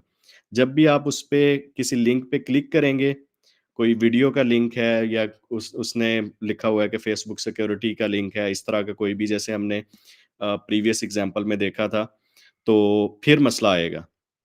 अदरवाइज उसमें कोई इशू नहीं है। जैसे आप इस एग्जांपल में देखें कि इसमें मैसेज लिखा हुआ है, तो यहाँ पे भी Facebook dash help dot report ये लिंक लगा हुआ है, और इसी तरह यहाँ पे mfb.mobi/business, तो ये इस तरह के लिंक्स हैं। अगर आप इस मैसेज को रीड कर लें और डिलीट कर दें या छोड़ दें और लिंक पे क्लिक ना करें, तो दैट्स सेफ, कोई इसमें अच्छा, इशू नहीं हमारे है। पास जैसे आप ये जो दिखा रहे हैं ना, हमारे पास जी जो एक जी मैसेज आया था वो आया था कि वहां से, उसमें जैसे ऊपर सेम यही था, और जो जी टिक मार्क है उसकी जगह लिखा हुआ था फेज एफ एफ बना हुआ। जी तो जी मतलब अच्छा, वो इत्तेफाक से हम लोगों ने तो बहरहाल नहीं खोला, लेकिन एक आइडिया हो गया था कि ये आपका अकाउंट जो है ये 10 दिन में हैक हो जाएगा। जैसे बैंक की तरफ से वो जो मैसेज फेक नहीं आ जाते बाज दफा हमारे सेल फोन, बिल्कुल उसी तरह से वो आया था।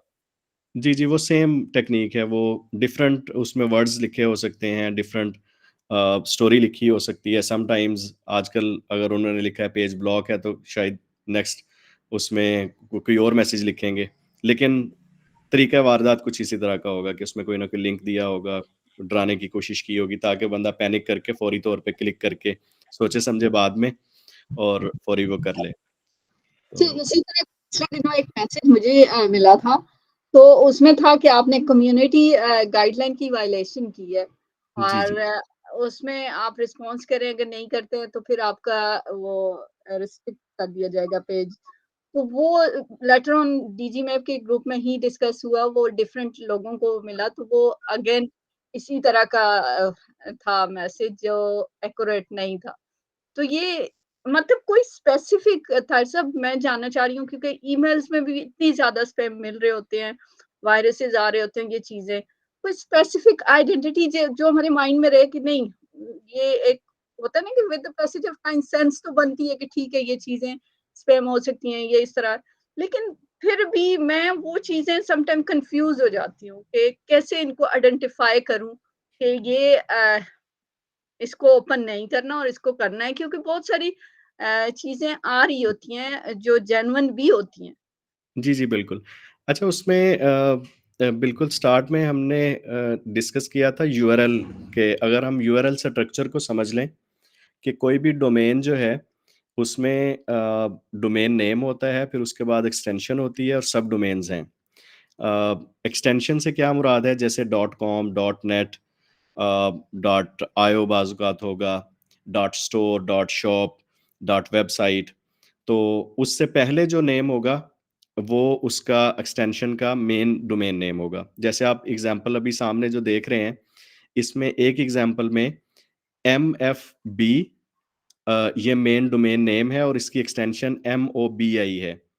तो दूसरी एग्ज़ाम्पल जो सामने आ रही है, उसके अंदर Facebook dash help domain name है और डॉट रिपोर्ट जो है वो उसकी एक्सटेंशन है।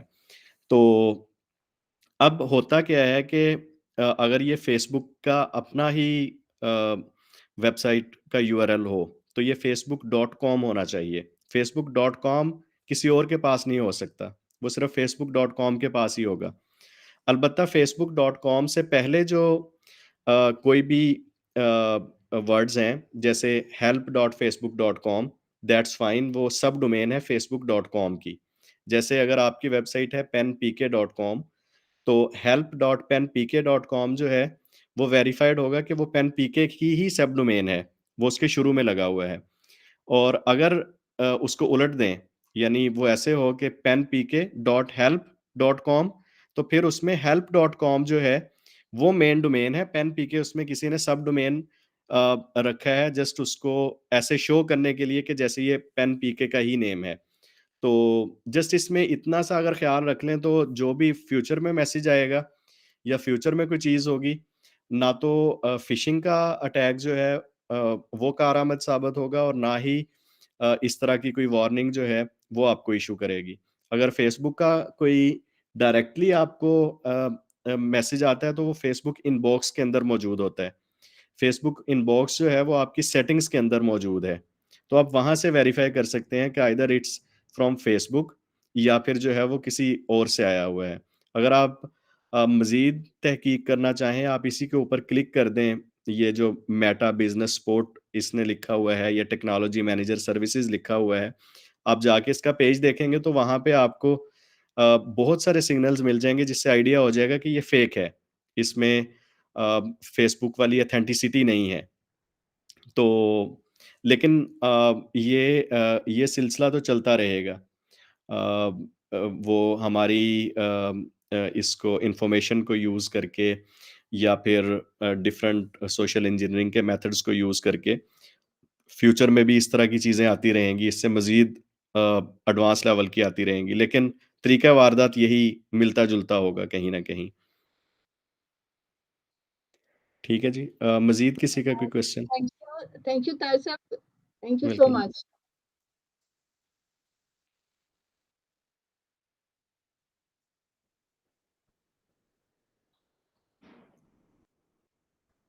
जी, किसी ताहिर और साहब, का? ये पेड डोमेन और पेड थीम का हम कैसे पता कर लगा सकते हैं? क्योंकि जो हमें प्रोवाइडर है हमारे, जिससे मतलब हमने लिया हुआ है शुरू से, और जी, जी। उनको तो आपने जिस तरह कहा, हमने ईयरली उनको पैसे भेजने होते हैं।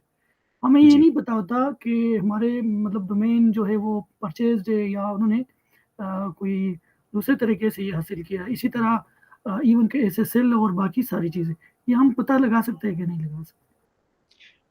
अच्छा जी, ये अच्छा सवाल है कि किस तरह से हम थीम का आइडिया या प्लगइन का आइडिया कर सकते हैं। बेसिकली हर थीम या प्लगइन जो पेड है, उसकी कोई ना कोई लाइसेंस की होती है, जो उस थीम के अंदर लाइसेंस वाले ऑप्शन में या अबाउट वाले ऑप्शन में या हेल्प वाले ऑप्शन में मौजूद होती है, जब आप अपने थीम ऑप्शंस में जाते हैं। तो अगर तो वो थीम परचेज़्ड है, तो उसमें वो की लगी हुई होगी और मौजूद होगी। अगर वो नहीं है, तो वहाँ पे वो ऑप्शन नहीं होगा। लेट्स से अगर एक थीम है, वो न्यूज़पेपर के नाम से है, आपके उसमें इंस्टॉल है, तो आप गूगल में जाके उसको लिखें न्यूज़पेपर वर्डप्रेस थीम और उसका जो है वो आप सेल्स पेज देख लें। उस सेल्स पेज के अंदर लिखा होगा कि कैसे जो सब्सक्रिप्शन है उसको एक्टिवेट करना है। तो उस तरीके से आपको आइडिया हो जाएगा कि क्या मेरा जो थीम है वो उसमें एक्टिवेटेड है या नहीं है। अगर तो वो उस मेथड में आपके थीम के अंदर जो आपकी वेबसाइट है उसके थीम में वो सेटिंग्स मौजूद ही नहीं है, सिरे से ख़त्म है, तो इसका मतलब है कि वो नल्ड किया गया है। अगर वो एक्चुअल में मौजूद है तो वो फिर वहाँ पे एक्टिवेशन और वहाँ पे लाइसेंस का ऑप्शन भी मौजूद होगा और उसमें वो लाइसेंस ऐड भी होगा। जी, जी, सुफ़ियान साहब। जी, मैं बस एक छोटा-सा सवाल एक ये मेरे ज़हन में भी आया था, पिछले दिनों हम इसका फेस भी कर चुके हैं कि मेरे पास यहाँ ईमेल आई कि जी, आपका अकाउंट जो है XYZ के ने रिकवरी के लिए दे रखा है। सही है ना? जी। तो अच्छा, हम तो जानते नहीं थे और ये कोड है उसका, आप इसको भेज। मैंने तो वो कर दिया, उसको रिमूव कर दिया कि ये मैं उसकी रिकवरी में हूँ ही नहीं। अगर उसका पासवर्ड नहीं मिलता, तो वो मुझे यहाँ से मेरे पास आएगा। तो ऐसे हम किस तरह से मालूम कर सकते हैं कि हमारी ईमेल आईडी जो है वो मुख्तलिफ लोगों ने अपनी रिकवरी के लिए दे रखी है, हम उसको इससे पहले कि हमारे पास ईमेल आए हम पहले से ही उसको वो कर दें, वहां से रिमूव कर दें? जी, इसका डायरेक्टली चेक करने का तो कोई तरीका नहीं है। उसमें अगर किसी ने रिकवरी में दी हुई है, तो वो बस जो आपने तरीका इस्तेमाल किया कि उसको इग्नोर कर दिया, वही तरीका है। क्योंकि कोई रिकवरी में या तो गलती से ऐड कर सकता है किसी ईमेल को, और अगर उसने डेलिबरेटली किया है, तो वो फिर डेफ़िनेटली उसके पास कोड नहीं जाएगा, तो वो उसको एक्सेस नहीं कर पाएगा। वो उसके पास से भी एक्सेस उसकी ख़त्म हो जाएगी। बहुत बहुत शुक्रिया आपका। वेलकम जी।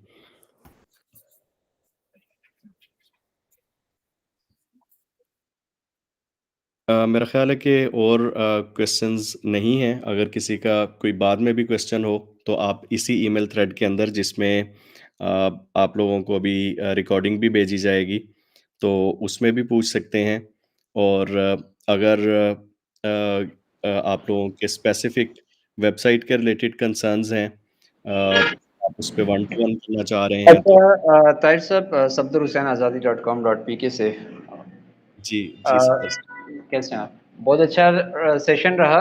अच्छा, एक चीज़ तो ये है, ज़ाहिर है हमारे यहाँ जिस तरह उमर भी बार-बार वो सवाल कर रहे थे, क्योंकि यार साइड एरियाज़ में ये हमारे लिए बड़ा प्रॉब्लम्स होते हैं कि यहाँ पे हमें उस तरह के प्रोफेशनल एनवायरनमेंट नहीं मिल रहा होता या लोग नहीं मिल रहे होते ना। जी। तो एक तो अगर थोड़ा-सा ये हो जाए कि आपके प्लेटफ़ॉर्म से ज़ाहिर है आप लोग मार्केट में हैं, बड़े शहरों में जो लोग मौजूद हैं, वहाँ से अगर कुछ ऐसे लोगों को हमें रेफ़र कर सकेंगे जो हमें प्रॉपर तरीके से गाइड कर सकें या काम कर सकें। क्योंकि आपको पता है कि बड़ा महँगा काम है ये वेबसाइट को चलाना, करना प्रॉपर तरीके से बड़ा महँगा, और क्योंकि फ़िलवक़्त तो इसका कुछ हासिल वसूल नहीं हो रहा था हमें। जी। तो एक तो थोड़ा-सा ये कर दें कि फ्यूचर के हवाले से, कि इस हवाले से कोई ऐसा प्लेटफ़ॉर्म या ऐसे लोग रिकमेंड कर दें जो ये काम करने वाले हैं। दूसरा, होस्टिंग के हवाले से हमारी जो सबसे बड़ी प्रॉब्लम होती है, ज़ाहिर है वो हम सपोज़ मैंने पिछले साल ली थी वो ₹7,000 की थी, इस दफ़ा हुआ है तो ₹13,000 माँग रहे थे। तो जी। मतलब वो डबल हो जाते हैं एकदम। अब नए सिरे से जब हम लेते हैं तो फिर हमें मजबूरन जो वो शेयरिंग पे लेनी पड़ती हैं। ज़ाहिर है ये चीज़ें जो हैं वो हमारे लिए थोड़ा-सा इस प्लेटफ़ॉर्म से आप ये एक अगर प्रॉपर तरीके से गाइडलाइन कोई दे दें या गाइड कर सकें लोगों को, या जो साइड एरियाज़ में हम लोग छोटे शहरों के रहने वाले हैं, इनके लिए अगर इस तरह का कोई हो जाए तो मेरे ख्याल में बहुत आसानी हो जाएगी हमारे लिए। जी थैंक यू सफदर साहब। बिल्कुल इस हवाले से आई होप के फरहान साहब मौजूद हैं मीटिंग में, मुमताज़ साहब भी हैं, तो वो पॉलिसी मेकर्स हैं, यकीनन वो इस पे पहले भी काम कर रहे हैं और मज़ीद भी इस पे काम करेंगे। जहाँ तक होस्टिंग का ताल्लुक है, मैं हमेशा ये रिकमेंड करता हूँ कि आप उसको 1 साल की बजाय 3-4 साल का पैकेज ले लें। एक तो वो सस्ता पड़ जाता है और दूसरा ये होता है कि आपको हर साल उसके जो रिन्यूअल चार्जेज़ हैं, उनमें इज़ाफ़ी चार्जेज़ नहीं देना पड़ते, क्योंकि डॉलर रेट बढ़ता है, ये डॉलर के साथ फ्लक्चुएशन आती रहती है उसमें बिल्कुल। जी, तो वो इश्यू नहीं आता। जैसे होस्टिंगर डॉट कॉम है, ये एक वेबसाइट है जो इंटरनेशनल है और पाकिस्तान में इन्होंने रिसेंटली अपनी सर्विसेज़ जो हैं वो लॉन्च की हैं। तो इनके 4 साल के पैकेजेज़ काफ़ी सस्ते हैं। जो 12-13 हज़ार आप बता रहे हैं, वो 12-13 हज़ार इनका जो है वो 3-4 साल का पैकेज मिल जाता है। तो आप उसको एक दफ़ा चूज़ कर लें, तो मसला नहीं आएगा। और बाकी वक़्तन-फ़वक़्तन हम इस तरह के सेशंस भी कर सकते हैं अवेयरनेस, जिसमें आप लोगों को बुनियादी जो चीज़ें हैं, उसके बारे में आगाही दे सकें। चलें इंशाअल्लाह अज़ीज़, बहुत शुक्रिया। सर मेरा एक क्वेश्चन है। जी। क्वेश्चन क्या है, थोड़ा-सा इसमें यही है कि इट वाज़ गुड, इन्फॉर्मेटिव था। ऑल्दो मैं इनिशियली उसको अटेंड नहीं कर सकी, बेसिक चीज़ें, लेकिन बट स्टिल जो जहाँ तक सुना है रिकॉर्डिंग बहुत मिल जाएगी आपको। इसकी रिकॉर्डिंग जो है वो हम शेयर कर देंगे। दूसरी चीज़, इन पर्सन अगर ये चीज़ थोड़ा-सा एक सेशन हो जाए कि जो चीज़ें हमें वहाँ समझ नहीं आ रही। जी। इन पर्सन फरहान साहब मौजूद हैं, मेरा ख़्याल हमारे पास शायद 1 स्लॉट अवेलेबल होगी ट्रेनिंग्स की, जिसमें हम इन पर्सन कर सकते हैं, लेकिन इसमें प्रॉब्लम ये था कि जो रिमोट एरियाज़ से लोग हैं, उनके लिए शायद आना मुश्किल होगा। तो लेकिन अगर लोग विलिंग हैं आने के लिए और जो डीजी मैप और फ्रीडम नेटवर्क इस हवाले से अरेंजमेंट कर लेते हैं, तो हम बिल्कुल इसको कर सकते हैं। मैंने पहले भी ये सजेस्ट किया था कि हम इसको फिज़िकल कर देते हैं। उसमें ये होगा कि हम इसको जो है वो बाकायदा जो है वो सिस्टम से चीज़ों को दिखा भी सकेंगे। बेसिक चीज़ें हैं, ये कंपल्शन है जो चीज़ें हम अभी कर रहे हैं वेबसाइट, और इस मामले में टोटली हमें इतनी अवेयरनेस नहीं है। तो वो चीज़ जो ऑनलाइन इतनी शायद हमें समझती है आगे कि ये भी होता है, ये भी होता है, ये भी होता है, बट स्टिल उसको परफॉर्म कैसे करना है, उसके लिए इन पर्सन आई थिंक मेरे लिए तो ये कंपल्शन है कि मैं उसको करूँ। तो बाकी जी। भी आई होप कि सब एग्री होंगे। तो इन चीज़ों को थोड़ा-सा अगर इन पर्सन की तरफ भी थोड़ा-सा हो जाए। तो आई होप कि मुमताज़ साहब ने और फरहान साहब ने नोट कर लिया होगा इसका कंसर्न। जी, जी। तो इसके अकॉर्डिंग फिर प्लान कर लेंगे।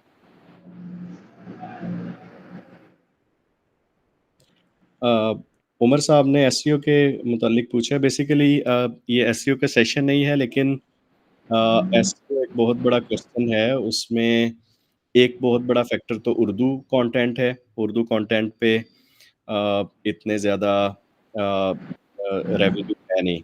बुनियादी वजह क्या है कि जो गूगल हमें शेयर देता है एडवर्टाइज़िंग की सेंस में, वो एडवर्टाइज़र्स से जो पेमेंट ले रहा होता है, उसका शेयर देता है। तो पाकिस्तान में एडवर्टाइज़र्स जो हैं, वो बिल्कुल कम बिड करने वाले हैं, कम खर्चा करते हैं, या उनके लिए एड्स सस्ती हैं निस्बतन।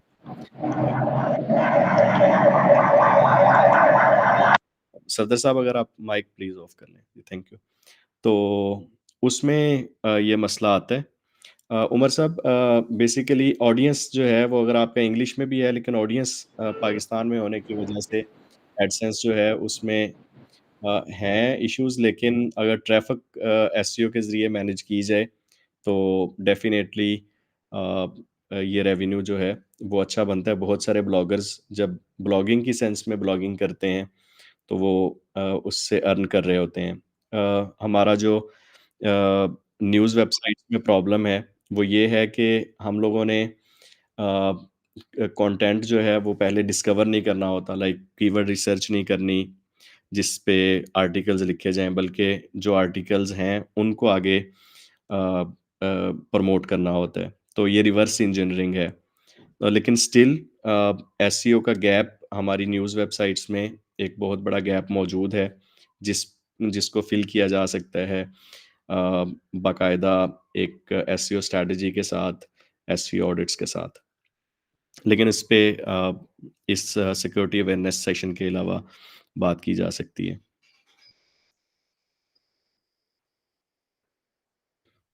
अ, किसी और का कोई क्वेश्चन है तो हमारे पास अभी 5-6 मिनट और हैं, हम बात कर सकते हैं। और अगर आप लोगों को ये सेशन जो है वो पसंद आया, या आप लोगों का इस हवाले से कोई फीडबैक है कि इसको मज़ीद कैसे इम्प्रूव किया जा सकता है, तो आप लोग प्लीज़ ज़रूर शेयर कीजिएगा मेरे साथ। मैं अपना ईमेल एड्रेस जो है वो भी चैट में मेंशन कर रहा हूँ। आप लोग जो थ्रेड आप लोगों को मिला था इनविटेशन का, उसके अंदर भी अपना फीडबैक शेयर कर सकते हैं। बेसिकली क्रिटिकल फीडबैक जो है वो हमें हेल्प करेगा मज़ीद आप लोगों के लिए ज़्यादा डिटेल्ड और मज़ीद उन चीज़ों के साथ डिस्कशन करने का जो आपके लिए ज़्यादा इम्पोर्टेंट हैं, जो आपके लिए गैप्स हैं। तो ओवरऑल हमने ये कोशिश की कि इसमें एक इंडिविजुअल की हैसियत से और एक वेब ऑनर की हैसियत से जो सिक्योरिटी के बुनियादी मसाइल हो सकते हैं बगैर किसी सिक्योरिटी कंपनी को हायर किए, आप उनको कैसे मीट कर सकते हैं, कैसे उनका ख्याल रख सकते हैं कि उनको कवर किया जाए। और डिफरेंट एग्जांपल्स के साथ मेरी कोशिश रही कि मैं वो आप लोगों को इंटरेक्टिवली एक्सप्लेन कर सकूं, ताकि आप लोग उन चीज़ों का ख्याल रखें और जो अ, ऐसे मसाइल हैं उनसे बच सकें, जिसकी वजह से सिक्योरिटी ब्रीच होने के चांसेस बढ़ जाते हैं। Thank you so much everyone. हम मज़ीद किसी अगले टॉपिक के साथ अगले किसी सेशन में आप लोगों से दोबारा मिलेंगे, और रिकॉर्डिंग्स आप लोगों के साथ शेयर कर दी जाएगी। थैंक यू जी। अल्लाह हाफ़िज़। Thank you ji.